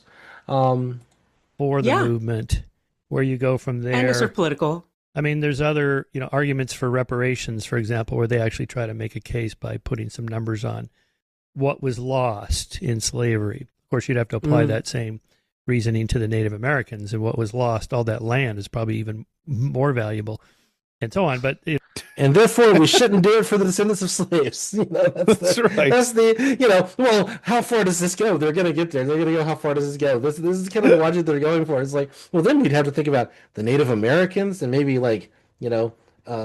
people who came over the southern border and, the farm workers in the Southwest. And, we'd have to really think about a whole lot of people are really, but isn't it just easier to just, call it a wash, white supremacy one, patriarchy one, and let's just, let's not rock the boat now. Let's not make me lose my stuff. Let's not raise my taxes for this. And I think, I think Shermer considers himself kind of a moderate on this. He sees like, well, look, see, there's the radical form of reparations, right? There's a radical form of, we want it all. Versus like, well, if Thomas Sowell sits down and kind of figures out, okay, here's like a number that we can, and then somehow we pay out that, it's like a dividend, a slavery dividend that we give to certain people, and we make it a policy. See, we put it through like the liberal like machine, and we figure out, and we make it like so that anything that doesn't upset the apple cart, it's not revolutionary. It's just, look, we know that we owe a certain amount to you guys, and we're gonna write you a check. We're gonna make that happen, and then we're just gonna call it good. We're just gonna call it good. That's where, and of course we're going to make this number as small as humanly possible. That's the other answer is like, because if we actually had to compensate people for the backbreaking labor that went into the cotton trade and all those other things, this does not look like this is going to radically restructure society. But he is at least he's at least in conversation with that being like a thing that maybe we should think about, which puts him further to the left than most of these people. I want to be clear. I want to be fair to Shermer, where he's a dickhead and a right winger, and he's a douchebag, but he is thinking more seriously about this than a lot of other people do. Let's just put it that way. Anyway. In rhetoric, anyway. Yeah, I in get the rhetoric. feeling In rhetoric. if any actual policy proposals were ever actually Oh yeah. If anything actually was like put on the Senate floor, if AOC came forward and like, here's the or whoever, yeah, came up. Okay, here's a number. This is not like the full thing, but this starts the process of reparations. Suddenly, it's going to be like, well, that number's too high, and the tax structure works like this, and no, we gotta fiddle with it. We can't. And like, really, do we get the? Yeah. There would always be like this thing that you're never going to like make it. You're never going to actually pass it in a way that he's never going to sit down and go, yeah, that seems fair. Let's do that right now. It's always going to be find more nuance in it, find more things we can argue about, so that I never have to pay the taxes until after I'm dead. That's the answer, right? That's it. Yeah. Yeah. Obviously, I can't pay you back the full value of everything I stole from you because there's just so much. Yeah, but I'll give you a little ex gratia payment. No, not that much. No, not that much either. I would have to give up my summer home. And, I'd have to live in a slightly smaller mansion if we did that. Yes. Oh, and by the way, once you've been fobbed off with any amount at all, you lose the right to complain about anything. Absolutely. No, that's the flip side of it. Is like you hear this from God. Okay. I'm gonna go here. We're gonna. This is it's fine. You hear this from the actual white nationalists sometimes. And maybe we'll do an episode on this. It's like I think Warren Balog, who was formerly of the National Justice Party and now does a completely unhinged podcast with Eric Striker. We're not going to go Nazis for a minute, just to be clear. Wet your whistle for future episodes. Because I do still follow these Nazis around. It's not just these radical centrist types. I've just been doing a lot of episodes about this because it's just weird and fascinating. They will sometimes like sit and talk about Warren Bailey in particular is like, so what we're gonna do is like we're gonna have their leaders, so the black people's leaders and like the Native Americans leaders and like the leaders of the Jews and the leaders of the and all the so we're gonna all have tribes. We're all like and we're gonna sit down at a table one day and we're gonna like work out like this is your land, this is their land, this is where we get, and we're just gonna separate. And there's gonna be some value that we owe familiar. You. There's gonna be some value that we owe you. And then that'll be it. And then there's no more. And then we just all get to live on our own. There's no more. You don't get to leech off of us anymore, et cetera, et cetera. You'll sometimes hear that kind of conversation, and I think like Warren Balog actually thinks that like that's a thing that's going to happen one day. That one day this is going to be, there will be like after some calamitous civil war, everything's going to return to tribes, and then there's going to be these high up leaders of like the white tribe is going to like sit down with, and this is it's utterly bizarre, but so it's funny, like that's more reasonable than what Shermer is suggesting in some ways, as unhinged as that is, the idea that like we're just gonna write him a check one day, it's just gonna be we're just gonna take an excise tax, it'll be fine, like I don't know. Anyway, I am far afield, but we're on the track to understanding just how unhinged Shermer is at this point. So I think something like that, and I wrote the Moral Arc, so that was published 2015. Just as the Supreme Court voted to make same-sex marriage the law of the land. Okay, so it seemed like we've made it. we Michael Shermer. I don't know. Did it? I don't know if it did. Right. And then all this other shit starts going, the Me Too movement, BLM, George Floyd, and all these. All this other shit. Like, they're never happy, these people, are they? You give them gay marriage, and surely we're there, right? They should shut up at this point. But now suddenly it's, I don't want to be raped, and could the police not murder me in the street, please? And all this whinging. Fucking hell. Things. And it's like, there's something else going on here. Yeah. I mean, yeah. I think the broader question you're asking is basically there's a long march of liberalism towards ever more sort of progressive philosophies. And who are we to ever say, stop here or don't go there? Well, you do. That's all you do say. And I think it's a really interesting argument, and it's one I kind of wrestle with. And But you can hear, like, they're pretending to take this stuff seriously. They're pretending to be like, we're just Yes. airing out these ideas. And like, I'm a reasonable person. I can understand that there's an argument to be made here, and like, where's the line, and where do we go too far, etc. And of course, these people think that BLM and Me Too and all this stuff, they've just clearly gone much, much, much too far. I think they haven't gone far enough. But that's Yeah. me looking through the lens of history and reality. But that's me. I'm putting on my skeptic hat, not my rational centrist hat. So you could also go the opposite direction, and you could say, well, okay, we should walk that back. We should walk back. And I mean, you could end up arguing yourself all the way to women shouldn't have the right to vote, right? Like you can. A lot of these people do. They do, yeah. Liberalism begins a little while ago now. Well, this is so vapid. I think throughout the movement to, let's say, gain my rights, the right to vote, the right to marry, it was often the moderate who got that win. So let's say the right to. Gee, I wonder why. Nellie Bowles. It was the moderate. For gay marriage was won not by the radical chic activists. It was won by the practical people who said, this is better for our taxes, and this is we deserve this kind of economically, if nothing else. Ding, ding, ding, ding, ding. We made the financial argument. Well, no, we are respectable middle class people like you. We just happen to put our genitals in places that you find uncomfortable.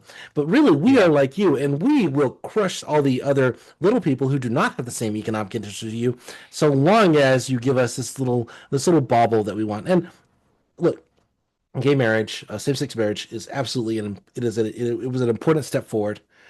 It was woefully insufficient for what queer activists were actually arguing for at the time. It was always seen, as I understand it, as a chip, a little chip in the edifice of repression against gay and lesbian people and queer people in general. Sorry, not to be, it was always seen as the little thing.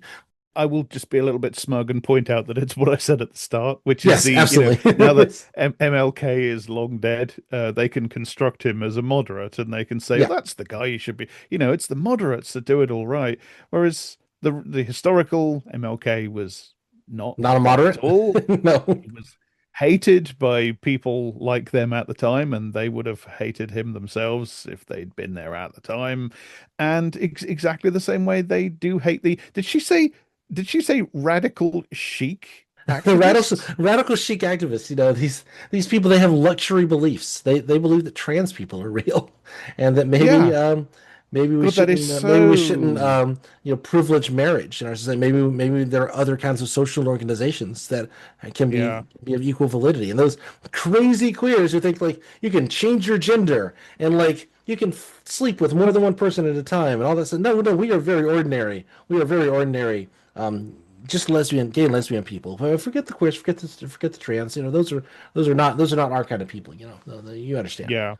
Yeah, it's the argument of the pick me, of the one that thinks they've bought in.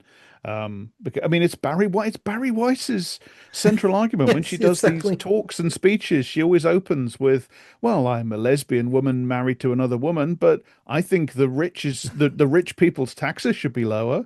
So I'm one of you. I'm one of you. So I'm one of you. It's exactly that kind of language. No, it's at 100%.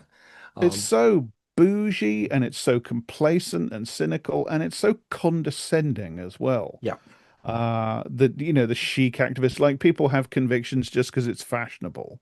And whereas us realistically minded people, we understand that it's actually all about, tax policy and stuff like that, and you lot should be quiet and let us deal with it. And just let us like Sam Harris will use this language a lot. Let us fiddle with the knobs of society, kind of like tune in just that little bit. We had just a 6% more of this and a 4% more of that, and we tweak this a little bit here and we tweak that a little bit there, just to make society run. It's just a machine, and we're just trying to make it work for everybody. Particularly middle class people like me, kind of wealthy people. Make sure I'm not paying too much. I'm okay to paying a little bit of tax. The the truly needy people. But just as long as they don't put mud on my front door, that's the key, for sure. And certainly don't think about revolution or anything, Yeah. It's the central sort of thesis of that movie Spielberg made a few years ago about Lincoln. Very well made movie, beautifully acted, beautifully shot, and everything. But the ideology of that is kind of this hymn to centrism and procedural compromise. The slaves get freed, the Emancipation Proclamation gets issued because of Lincoln's skill as a political operator and compromise and process, and it's about getting Thaddeus Stevens to just toe the line, and that's how you get things done. Whereas the reality of the history, as pretty much every, even conservative Civil War historians now say this, the slaves were freed because of generations of abolitionists, and because the black Americans rebelled against their masters at the first, the ringing of the war bell, and the Union troops dying for what they saw as democracy and getting radicalized during the course of the war. It's such a smug and elitist and fake argument. It's not true. Things change because it gathers from below, and people protest and make arguments and make a noise and bang on the doors. That's why we have the vote in Britain, because of the Chartists. It's not because of Disraeli and Gladstone thrashing out a deal. It's because people occupied Hyde Park and pushed those people to the point where they had to do that. Absolutely. And I include all of this. Like, this may seem a little bit far afield, but I include this because they put Me Too in with all this other stuff. That you see, there's Ibram X. Kendi and BLM and George Floyd and radical queer activists, and Me Too is just one of those things, right? That that women, or people in general, but particularly women, are talking about their experience of dealing with powerful men who have sexually abused them. It's just gone too far. You see, it's just gone too far. The same way BLM, and then the response to George Floyd, he died of a drug overdose, right? Clearly, those people, it's all like one thing for them, and that's why we're including this here. It's like it's the way they talk about Me Too. It's like, obviously nobody thinks that like 15-year-olds should be sexually abused by their teachers, but a guy just out there buying a few extra drinks for a young woman who already wanted to fuck him anyway. I mean, come on, that's just boys being boys, right? Clearly, that's the logic. That's the logic. That's why I'm including this. Yeah. The minute any movement gets started, it's time for it to stop because it's gone too far. Its existence is it going too far.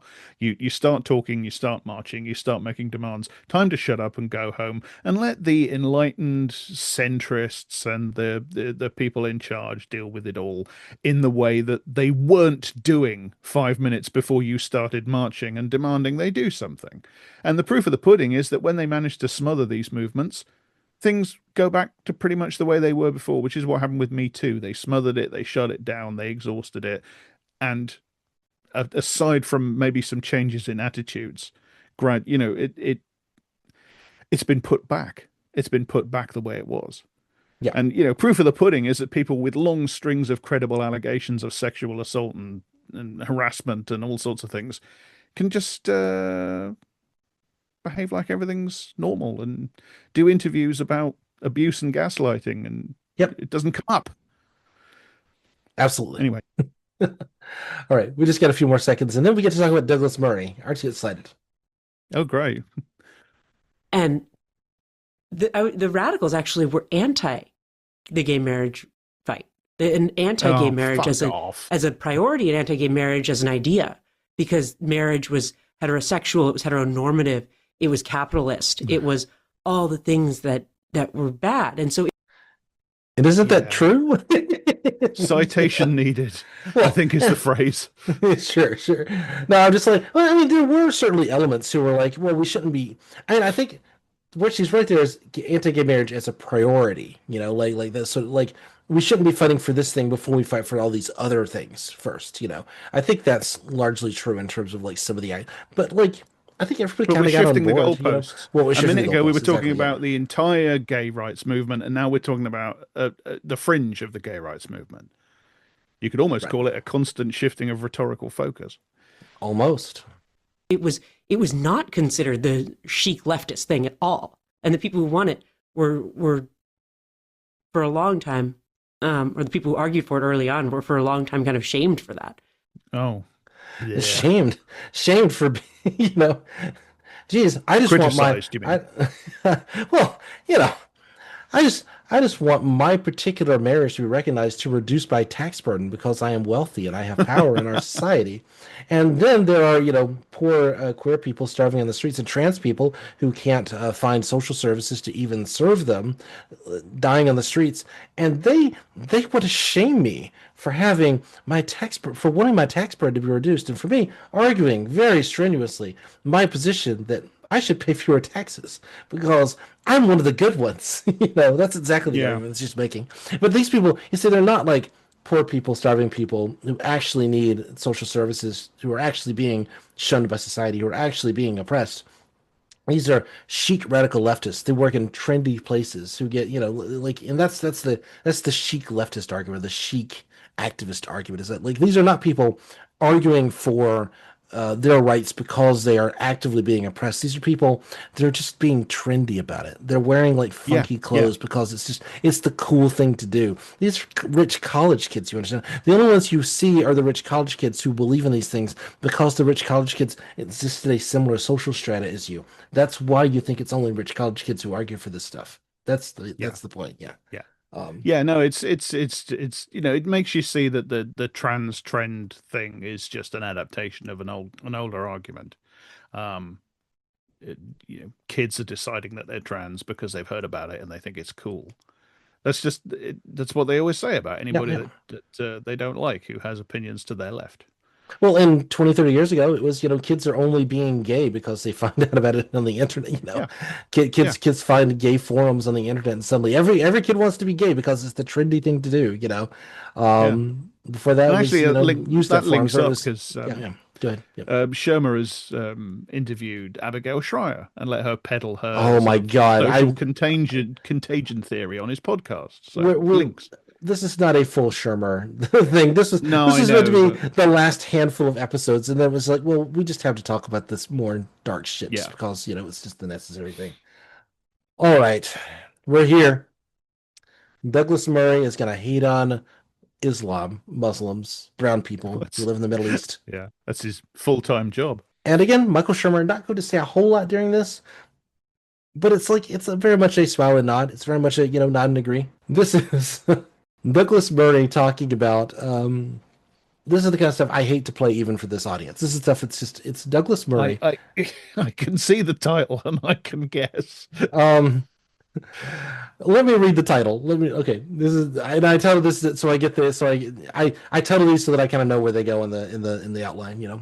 Douglas Murray atrocity video and death cult starts around 4:15. So it starts around 4 minutes and 15 seconds in this hour and a half, 2 hour long conversation between Shermer and Murray. Just to be clear, this is 4 minutes and 15 seconds in. Would you hazard to guess what atrocity video means in this context? This is going to be something from October 7th in Israel. Yes. It's going to be something about Hamas, and it's going to lead Douglas Murray into a diatribe about basically how the entire culture of Islam is a death cult. So I guess we don't have to play this one? So many people decided to jump on the side of the terrorists. What does you open here. What does being on the side of the terrorists constitute? What constitutes being on the side of the terrorists, Douglas? It means opposing Israeli war crimes mostly. that's kind of the whole thing. So. Yeah. Saying we shouldn't genocide the Palestinians constitutes being on the side of the terrorists. Yeah, I thought so. Yeah. Here in your introduction of that video that we've all heard now of the atrocity video. This is this podcast episode was from about 9 months ago, just to be clear, so it is a little bit of an older video. But I did want to cover some of what Shermer has had to say about Iran and about Israel and Palestine, and this was kind of a go-to place to kind of get there. Again, he has no sense. I think he would be less harsh on this. I think if you really sat him down, he'd be a little bit more moderate on this than Murray. But he considers Murray to be a completely valid source of information about these topics, and he broadly agrees with him. So I think this is fair to sort of put it out there. Douglas Murray, who, to be clear, is a far right crank. Yes, yeah. He never saw an Islamic country he did not want to bomb. There was never a moment in which Douglas Murray thought maybe we should not bomb this particular, or maybe America or Israel should not bomb. I don't think he's not going to go out there and pick up an M4 or anything like that. That's certainly not. That's not what Douglas Murray's going to do. I believe he wrote an entire book, a book-length defense of neoconservatism. Yes, no, absolutely. He is among the most warmongering people on the planet. He and Sam Harris are like peas in a pod on this topic. It is one of those things. Yeah. If anything, Douglas Murray goes on Sam Harris, and Sam Harris is like, I might even go further than you. It's like that's how far Sam Harris is on this. All right, this gets very dark right about now. But we're in the midst of the attack. The terrorist made a phone call back to his family in Gaza. The excitement in his voice was obvious. Hi, Dad. The 3-minute call begins. Open my WhatsApp now, and you'll see all those killed. Look how many I killed with my own hands. Your son killed Jews. The father replies, may God protect you. The son is exultant. Dad, I'm talking to you from a Jewish woman's phone. I killed her, and I killed her husband, and I killed 10 with my own hands. He goes on and on, repeating himself, boasting, Dad, I killed 10 with my own hands. Put Mom on. That's astonishing. I mean, that's just hard to even read. Is that what you mean by a death cult? Yes. I mean, okay. Before we get to we are going to get to the death cult idea. And he's going to say, yes, of course, this is the death cult. Soldiers committing murders in the middle of a war do this shit all the time. This is what people who commit murders in war do. It is just a thing that happens. GIs in Vietnam walked around with necklaces made of human ears. Yes. You can find, sorry, we'll go here. Graham Plattner on Reddit was talking about what indigenous wars he would have wanted to fight in himself were he given a time machine, sort of thing. This is something that people talk about, murdering, and it's meant to, the reason that this went viral at the time, the reason this is such a powerful thing for these people is these are, he called his dad and was proud of killing Jews. He was proud of this, as if it was, Douglas Murray, is it different if instead of it being an individual walking into someone's house and murdering them in cold, if that's bad. But if you carpet bomb a city, if you put a bunker bomb onto the top of a hospital, if you do a tap bomb, you warn the people. We warned them we were going to bomb that hospital, but then that's just war. That's just how war works, right? The asymmetry in terms of numbers, is even before October 7th, there was 201. Is the asymmetry is vast. If you look at I hate doing this because it feels so crude and callous. Yeah, no, absolutely. But just in terms of casualty numbers, the so-called Israel-Palestine conflict, the imbalance is colossal. Before October 7th skews the numbers a lot. Let's be honest. But then after October 7th, and then the response is even more disproportionate. Exactly. October 7th skews the numbers, and then you have the so-called Gaza war, which skews them completely the other way again to an unprecedented scale. Yeah. And this is a conflict that's been going on for generations, and the imbalances, apart from one brief blip, it's all been on. Well, and of course, that's why they focus on October 7th. The poor, the hostages. How many months did we have breathless coverage of the Israeli hostages of Hamas, this death cult? There's it's infuriating. The hostages that Netanyahu could all have gotten back straight away if he'd wanted to. Exactly. Again, 100% on the time on the side of Palestinian civilians who are being massacred during this process, and those people don't get consideration because we bomb them from above. We don't get to see the faces of the drone operators who operate these things. They're just bored technicians. They're just sitting in an office. They're wearing a lanyard somewhere, and they don't get to crow to their dad about I saw the actual Palestinian mom I killed, whereas this soldier did, and therefore he's much more savage than the other side, regardless of the numbers involved. And so one side is a death cult, and the other side, oh, it's just we're just engaging in necessary war work. That's just how this works. Yeah. That's a good point. I will also point out IDF soldiers TikToks. Yes, which is something we talked about with Einar. Yes, on that yes. space that we did with Einar about this. The atrocious way they talked about the things they were doing and the people they were killing. But yeah, the real reason, of course, is that the Palestinians are not white, so they're not people. They're cockroaches. Right. They don't count. That's what's really going on here.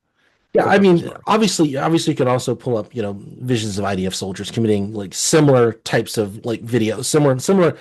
I wanted to not even you don't even have to go there. You just have to go just the sheer scale of the atrocity. You see, this is we get to call it war. We get to just call it this is how state actors act. This is a thing that's happening, and it's a tragedy. But it's just nobody's in control of it. We can't blame the individuals.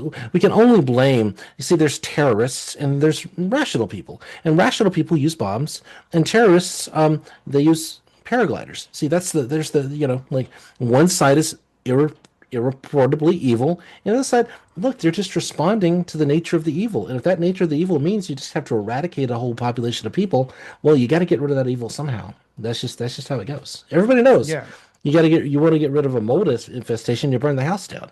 Not that I'm comparing Palestinian people to a mold infestation, but that's the logic they're using. That's their logic, comparison. Yes, yeah, literally, that's their comparison. That's what they literally say. Yeah, and that's not a death cult, of course, because that's us and our allies. Right. Well, we'll get into how Douglas Murray is defining death cult here. We're getting there in like 2 seconds. So let's table it for a moment and kind of get there. Literally, the glorification of death, as you and many of our viewers will know. I mean, there have been some death cult ideologies throughout history. One thinks of things like in Imperial Japan.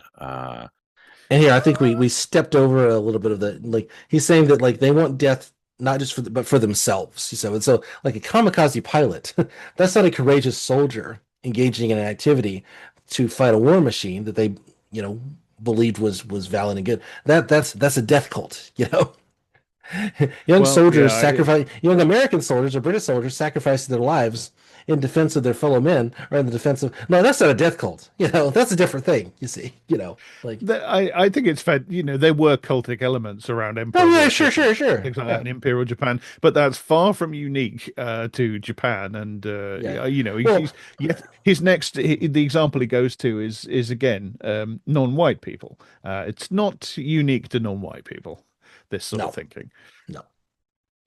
Where some people were willing to get into a plane and commit suicide by flying the plane into American aircraft carriers and more. There have been many groups throughout history, sadly, from all political directions and religious directions who've literally glorified in death.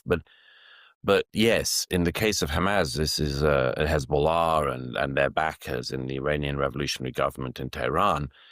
These are literally groups that say they want death and want to bring death to others and get it for themselves. And as I mull on quite a lot in the book, that's something which, to the Western mindset, is largely almost impossible to comprehend. And yet it is really? So here, the specific thing that I think is referring to is the Iranian nuclear doctrine. Is the desire to get nuclear weapons so that to prevent the destruction of the regime, or kind of whatever like that. I think that's kind of the logic he's reaching for there. Well, that's as if to prevent the destruction of the regime isn't to just spread death because we love death. Those are different things. As if a whole bunch of white people didn't engage in mutually assured destruction for half a century. Yeah. And bomb each other's cities into As if you and Into I did smoking not, ruins. as if you and I did not grow up under like the threat of nuclear war throughout our entire childhoods, as if that was not, as if Douglas Murray did not experience this during his lifetime. Douglas Murray is not that young, like but of course that's just rational actors, behaving as rational because these are white people who have ideologies and they're fiddling with dials and they're doing this thing. And of course, communism was evil, but of course we had the West had to do this in order to contain the threat. And of course, that's not a death cult when you build so many nuclear weapons that you can destroy the population of the planet many times over. That's certainly not a death cult. That's a different thing. Death cult is like that's more terrorism than nuclear apocalypse. You see, it's a totally different thing. It's clearly Yeah. The British Empire overseeing tens of millions of deaths from needless anthropogenic famines in their colonies. Yep. That's not a death cult. No, it's just an accident. No. And so on. Yeah. Racism. All right. One more clip, Jack. Okay. This one, I'm just going to read it. A country's desire and sympathy to the people of Dresden is how I titled this one. You want to take a stab at where this one's going, or should we just hit play? This one I have no idea. So just play. We're going out on a high point and a low point, my friend. That's how this is going. The preconditions are set up for the next round of the conflict, which is why I've said from the beginning of this war that the real question is this the umpteenth Gaza war or the last Gaza war? Is the umpteenth Gaza war or the last Gaza war? Imagine what the last Gaza war means. Just think about that. The last Gaza war, that would be kind of a final solution to the Palestinian question. To the Palestinian question, yeah. Is this the third Lebanon war or the last one? And I would like to see it being the last one. I don't think that Israel or any of her neighbors should have to exist in this situation where rocket fire is normal. And you just...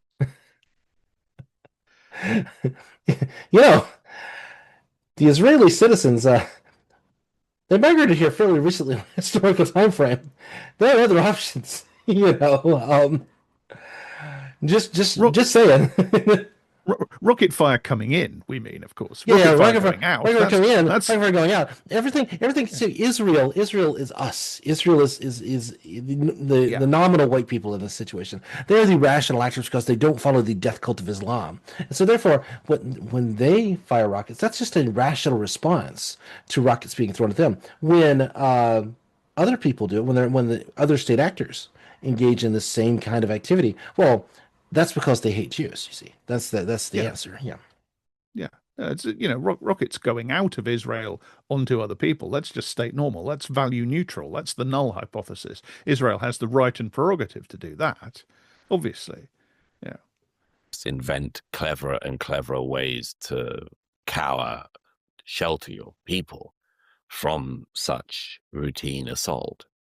I would also like that for Israel. This is the thing. I would like that for Israel. The thing to do is for Israel's government to stop being an aggressive, violent, rogue state that routinely violates international law, attacks its neighbors, and has spread its borders through conquest. Yes, absolutely. That's probably, if you don't want to have to live that way in Israel, that's probably the way to go about it.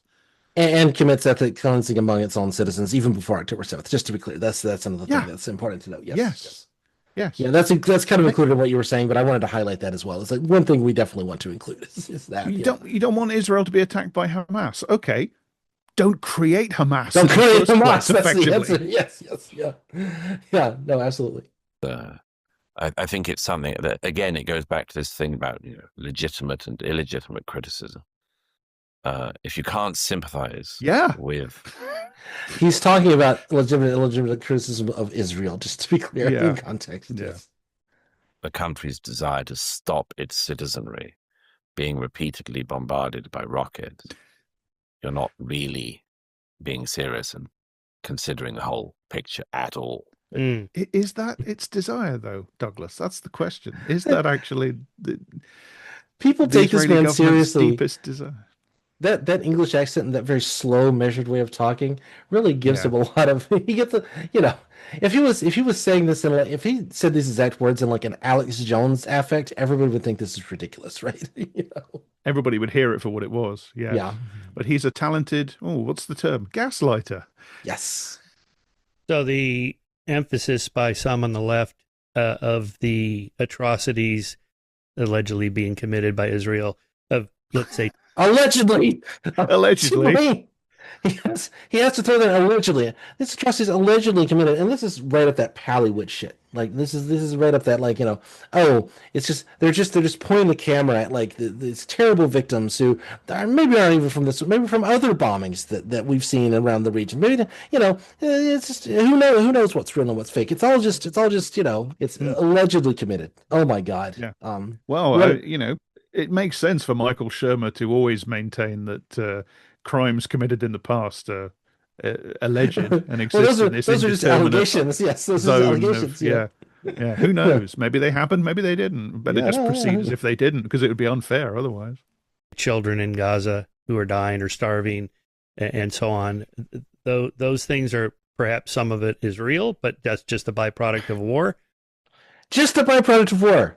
Just a byproduct. That's all right, war just happens. It's just a thing that happens. It's just a byproduct of war. Of course. Yeah. War happens. No one started it. It don't happen for any reason.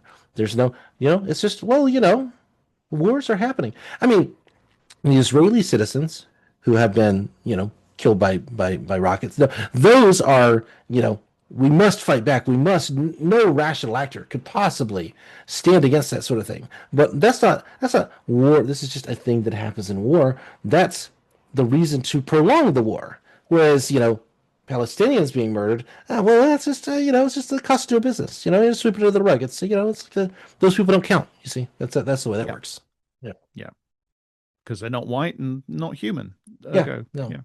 That's the operating assumption. And this is, and Michael Shermer is a rational centrist. He is not like he's a skeptic. When he hears an idea, he's from Missouri. He says, "Show me." So he, when somebody says something to Michael Shermer, it's like, well, that's all very well, but that's a big claim. I'm going to need to hear evidence. If somebody sat in front of him and just came up with rank apologetics for genocide, he wouldn't fall for that. He'd say, well, that's not true. You need to show me the... It's so selective. And the selectivity reveals a hell of a lot. It reveals the bias. I mean, look, we there are certain people we don't invite on this podcast as well. We certainly, but we don't pretend to be rational centrists, looking at everything, using this podcast to sift through the evidence. You know who I really want to, what a proper skeptic would have regarding these issues? I wanted to bring on someone from Bellingcat. That's the people actually examining, like, well, this rocket was launched from this direction. We know this because we got this kind of data. Like, that's what the actual skeptics are doing. It's like, we need to look at every, missile firing, and we need to understand exactly how it happened so that we have an accurate picture of what's actually going on the ground. That's what actual skeptics are doing when it comes to war zones in this context. I don't know. When it comes to Israel-Palestine, for instance, just somebody from Amnesty International or Human Rights Watch or B'Tselem. Yeah. The human rights none of these are perfect organizations, don't get me wrong. Yeah. But these organizations have been on the ground in Palestine, in the Palestinian occupied territories, so-called, because international law makes it very clear that Israel has no right to these territories. It is occupying them illegally. They've been on the ground in these territories for decades now, and they've been documenting Israeli atrocities against the occupied population. That's not based on ideology. They don't go there because they're pro-Palestine or anything like that. They go there because they're members of organizations that go to places where human rights abuses are likely, and they try their best to document them based on the evidence. Isn't that what skepticism is supposed to be? Yeah, absolutely. Inquiry, gathering evidence, drawing conclusions based on the evidence. Yeah, absolutely. But no, you got to listen to Douglas Murray just spew bullshit. That's true skepticism, because he speaks slowly and he has this British accent and he speaks in measured tones about just how inhuman all people of the Islamic faith are. That's the real rationalism, because those people, that's just a death cult, you know. Well, it's not just the voice though. It makes sense. Yeah. On some level, it makes sense. Yeah. So I'm mocking, but you know, like it's deeper than that. Sorry, that I was being slightly I facetious agree. there. I agree with you. I'm just saying it wouldn't work if Michael Shermer didn't already have those assumptions. Yes, no, absolutely. Because no doubt you could find a Palestinian activist with this, with similar. Absolutely. I mean, Mehdi Hassan would surely come and do that podcast. I mean, Mehdi Hassan will kind of show up anywhere, and he would, in no uncertain terms, tell Michael Shermer exactly where he can shove his head. That would be the answer to that. Mehdi Hassan doesn't claim to be unbiased on this issue, but No. you could do the skeptic thing and neither does his Douglas claims. Murray. Douglas Murray does not claim to be unbiased. Douglas Murray openly admits his bias, and yet, this is the no. I bet if Mehdi Hassan did go on, he'd be subjected to a lot more, skeptical peppering of questions than Douglas Murray was. Yes, no, absolutely. I mean, we can't be sympathetic to the people of Hamburg and Dresden in World War II. They started the war. That's just okay. Really? Okay. Can't we? First of all, as I recall, there's a fairly famous novel that does exactly that. Yeah, I think we might even have talked. I think we might have even talked about it on a bonus episode. Yeah. What was that? Yeah. What was that called? Oh God, man. There's a number in it. It's a number in it. Yeah, something. Yeah. Something to do with like a meat packing plant. It was the jungle. The jungle. It was the jungle. That's the one. Yeah. No, that's Upton Sinclair. That's right. Yes. Famous.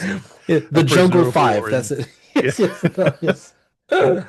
No. For listeners who may not know, Slaughterhouse 5 is very much inspired by and includes much of the details of Vonnegut himself was in Dresden at the time of the bombings, and it's very much informed by that experience. So yes, we can actually express sympathy for those people.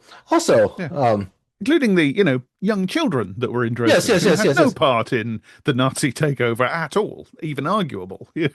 And also the logic of, I mean, we might want to rewind a little bit. Like, they started it. That's again, they started it. Well, who's they? Yeah. Who's they exactly, Mike Shermer? Who's they? Because, regardless of polling data, or regardless of how many young men were sent to the front lines from Dresden, or kind of whatever, I don't think the civilians in Dresden are the people who created World War II. They're not the people who created the death camps. Those are not the same people, just by definition. No. And so, yes, World War II, there was a whole lot of bombing of civilian populations on all sides of that war. This is the bloodiest war in history. This is an absolute atrocity of history. And reasonable people see that and go, yeah, maybe we shouldn't do that anymore. Maybe we should think about this a little bit more seriously. I mean, the entire, as leaky and terrible as it is, the entire system of international law that rose up after World War II was in response to this. So the idea that even you can use that language of they started it. I didn't include this in the clip because it was 3 minutes further on, and I knew you were just going to blow a gasket. But he starts doing the Hitler's Willing Executioners bit. Cites that book. I really think I'm going to have to read this Holocaust denial. Oh, yes. That in 2026? He does. What a fucking clown. Exactly. Discredited Zionist propaganda. There was a way to get there, but I would have had to cut. I would have had to cut all the stuff, all the stuff we already talked about before. There's a knowledge fight in Michael Shermer episodes. That's what I'm like. We can clearly, yes. The way it goes. Well, that's a part of it. I mean, that's even Douglas Murray is pushing back a little bit on that. Yeah, that's a bit much even for me. Yes, it's certainly a morally complex question, but he's dodging that one. Yes, a part of it is, there is a cost to starting wars against your neighbors, and one of the costs is losing. And Hamas kept starting wars, and has one of the costs of Hamas. Let's say for the sake of argument that it's that simple. Hamas kept starting wars, just for the sake of argument. It's that simple. Sure. Hamas, not the Palestinians. Exactly. Not the entirety of the people of Gaza, not the babies who were incinerated or buried under their schools and hospitals. Yep, absolutely, absolutely. No, even if you did want to eradicate Hamas, like you know, I mean, a they set it up 20 years ago. Like it's like, it's like, we didn't want more reasonable Palestinians. We wanted the violent ones so that we could portray them this way. We set up the terrorism. They wanted to undermine the PLO exactly. and Fatah because so they deliberately, they didn't like the secular resistance, the ostensibly socialist resistance. They wanted the power of the PLO broken, so they allow Hamas in. They support them, fund them. It's classic. It's actually October 7th. It's classic blowback in the 9/11 pattern. Yep. It's almost exactly the same. I've always just thought of it as anti-colonial violence, honestly. Like, like this is just what anti-colonial violence looks like, It's just and colonialism forces people into the position of having to fight that way because they have no other option. I mean, the way to fight this, if you were going to take this seriously, I know we're running along, and there's no reason, if you were being a proper skeptic in this moment, and you had, and even my level of knowledge of this historical conflict, and I do not have a deep knowledge of the players and other thing, would the answer be, well, if you wanted to go after Hamas, you give rights to the Palestinian people. Wouldn't a rational skeptic possibly submit this as a possibility? You allow peaceful Palestinians you give them full rights so that as people who are invested in the society and who are earning more money, who are becoming more moderate, might help you go after members of Hamas who are now no longer their only source of resistance against the violence that is predated against them from the violent Israeli state. Wouldn't that be a proper skeptic position to take if you wanted to take this position? Wouldn't that be just a thought experiment? Just think about it for 10 seconds. Or just don't occupy their land. Lift the blockade. Yes. Absolutely. Absolutely. I wasn't even going that far. I was just even within the apparatus of the state and this, if you lean up on the oppression a little bit, if you just you just pull back 10%, then maybe, that's another way to go about it. I don't know. I was trying to put myself in that rational centrist brain and not think of this as a leftist too, Even aside from the fact that it's the ongoing the legal occupation and blockade of Gaza that has allowed Hamas to stay in power. The last time they had elections there was 2006. Yes. Even then, even apart from the fact that Israel has actually funded Hamas, and this is absolutely 2006. So you got people that weren't even born. You're bombing people that weren't even born when this election took place. It's so transparently dishonest. These arguments are so transparently dishonest. And skepticism should have, but above all else, it should have to reckon with the facts. That's supposed to be the whole point, isn't it? Yes. Is very significantly lost. The again, one of the things that I think any reasonable person should take into account is to at least notice that Hamas desires the death of people on its own side as much as welcomes it, as much as it embraces and seeks the murder of people on their opponent's side. And that's something which is again, you just have to take this into account if you're going to be a reasonable critic of any of these actions. You can say the exact same thing about Israel. Yeah. The logic is, well, these people are just so dangerous and violent. They're like the berserkers, they're zombies basically. They're just out there for death. That's all they know how to do is, the ones they kill, get up and kill. It's that logic. You know what I mean? Sorry, I'm not. I mean, but that you do have to fundamentally treat the Palestinian people and the people of Iran and the people basically all Muslims. At least those who would resist imperial ambitions by the Israeli state in the region. You have to treat these people as fundamentally irrational, as fundamentally evil, as fundamentally inhuman, non-human, monstrous. These are not people that you can argue. These are not people that respond to rational arguments. These are not people that respond to rational entreaties. These are not people that you can. They just want death, you see, and so therefore, everything that Israel does is rational, because if all they want is death, they want their death and your death, then you just give them their death, which is what they want anyway. That's the logic. It's completely disgusting, and it's so much of discourse in my country about the way this stuff works revolves around, if not as aggressive as what's going on in Douglas. Douglas Murray is unusually aggressive, but he's a fairly mainstream figure in terms of the logic that people use when talking about this stuff, and they've been doing it 70 years, like going back, it's just disgusting stuff. Look, I am no fan of Islam. I do not want to convert to I do not want to live under a repressive society, of any kind, of any kind. Yeah.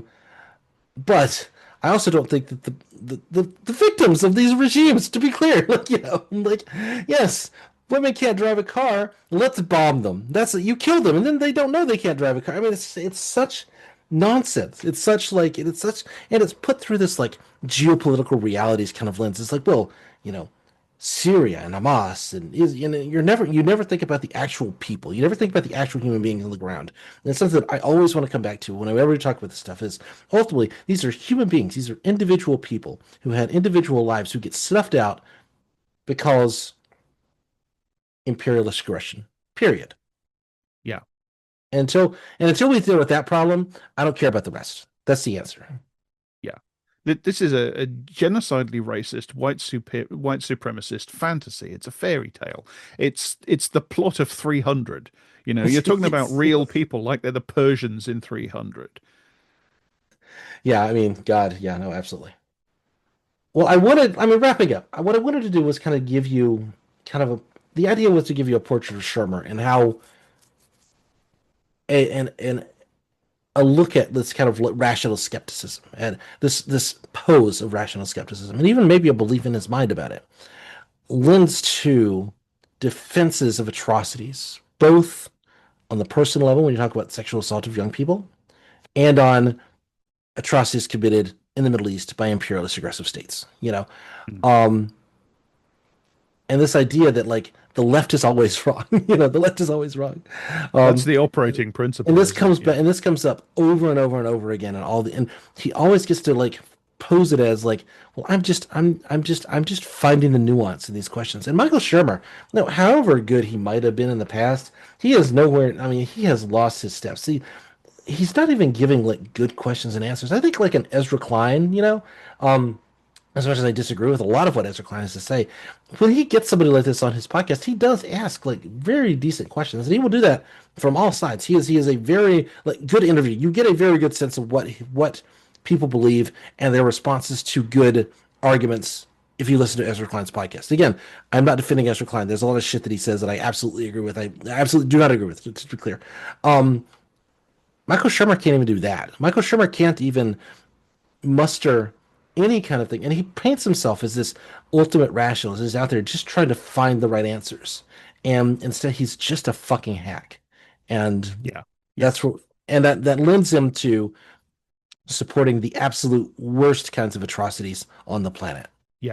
Yeah, he's a poor man's Sam Harris. Yes. It's no mystery why he's much less successful at this boondoggle than Harris is. I mean, Rebecca Watson, in her video about people doing apologetics about the murder of Rene Good, she drags Shermer over the coals, and to that. It's a good video.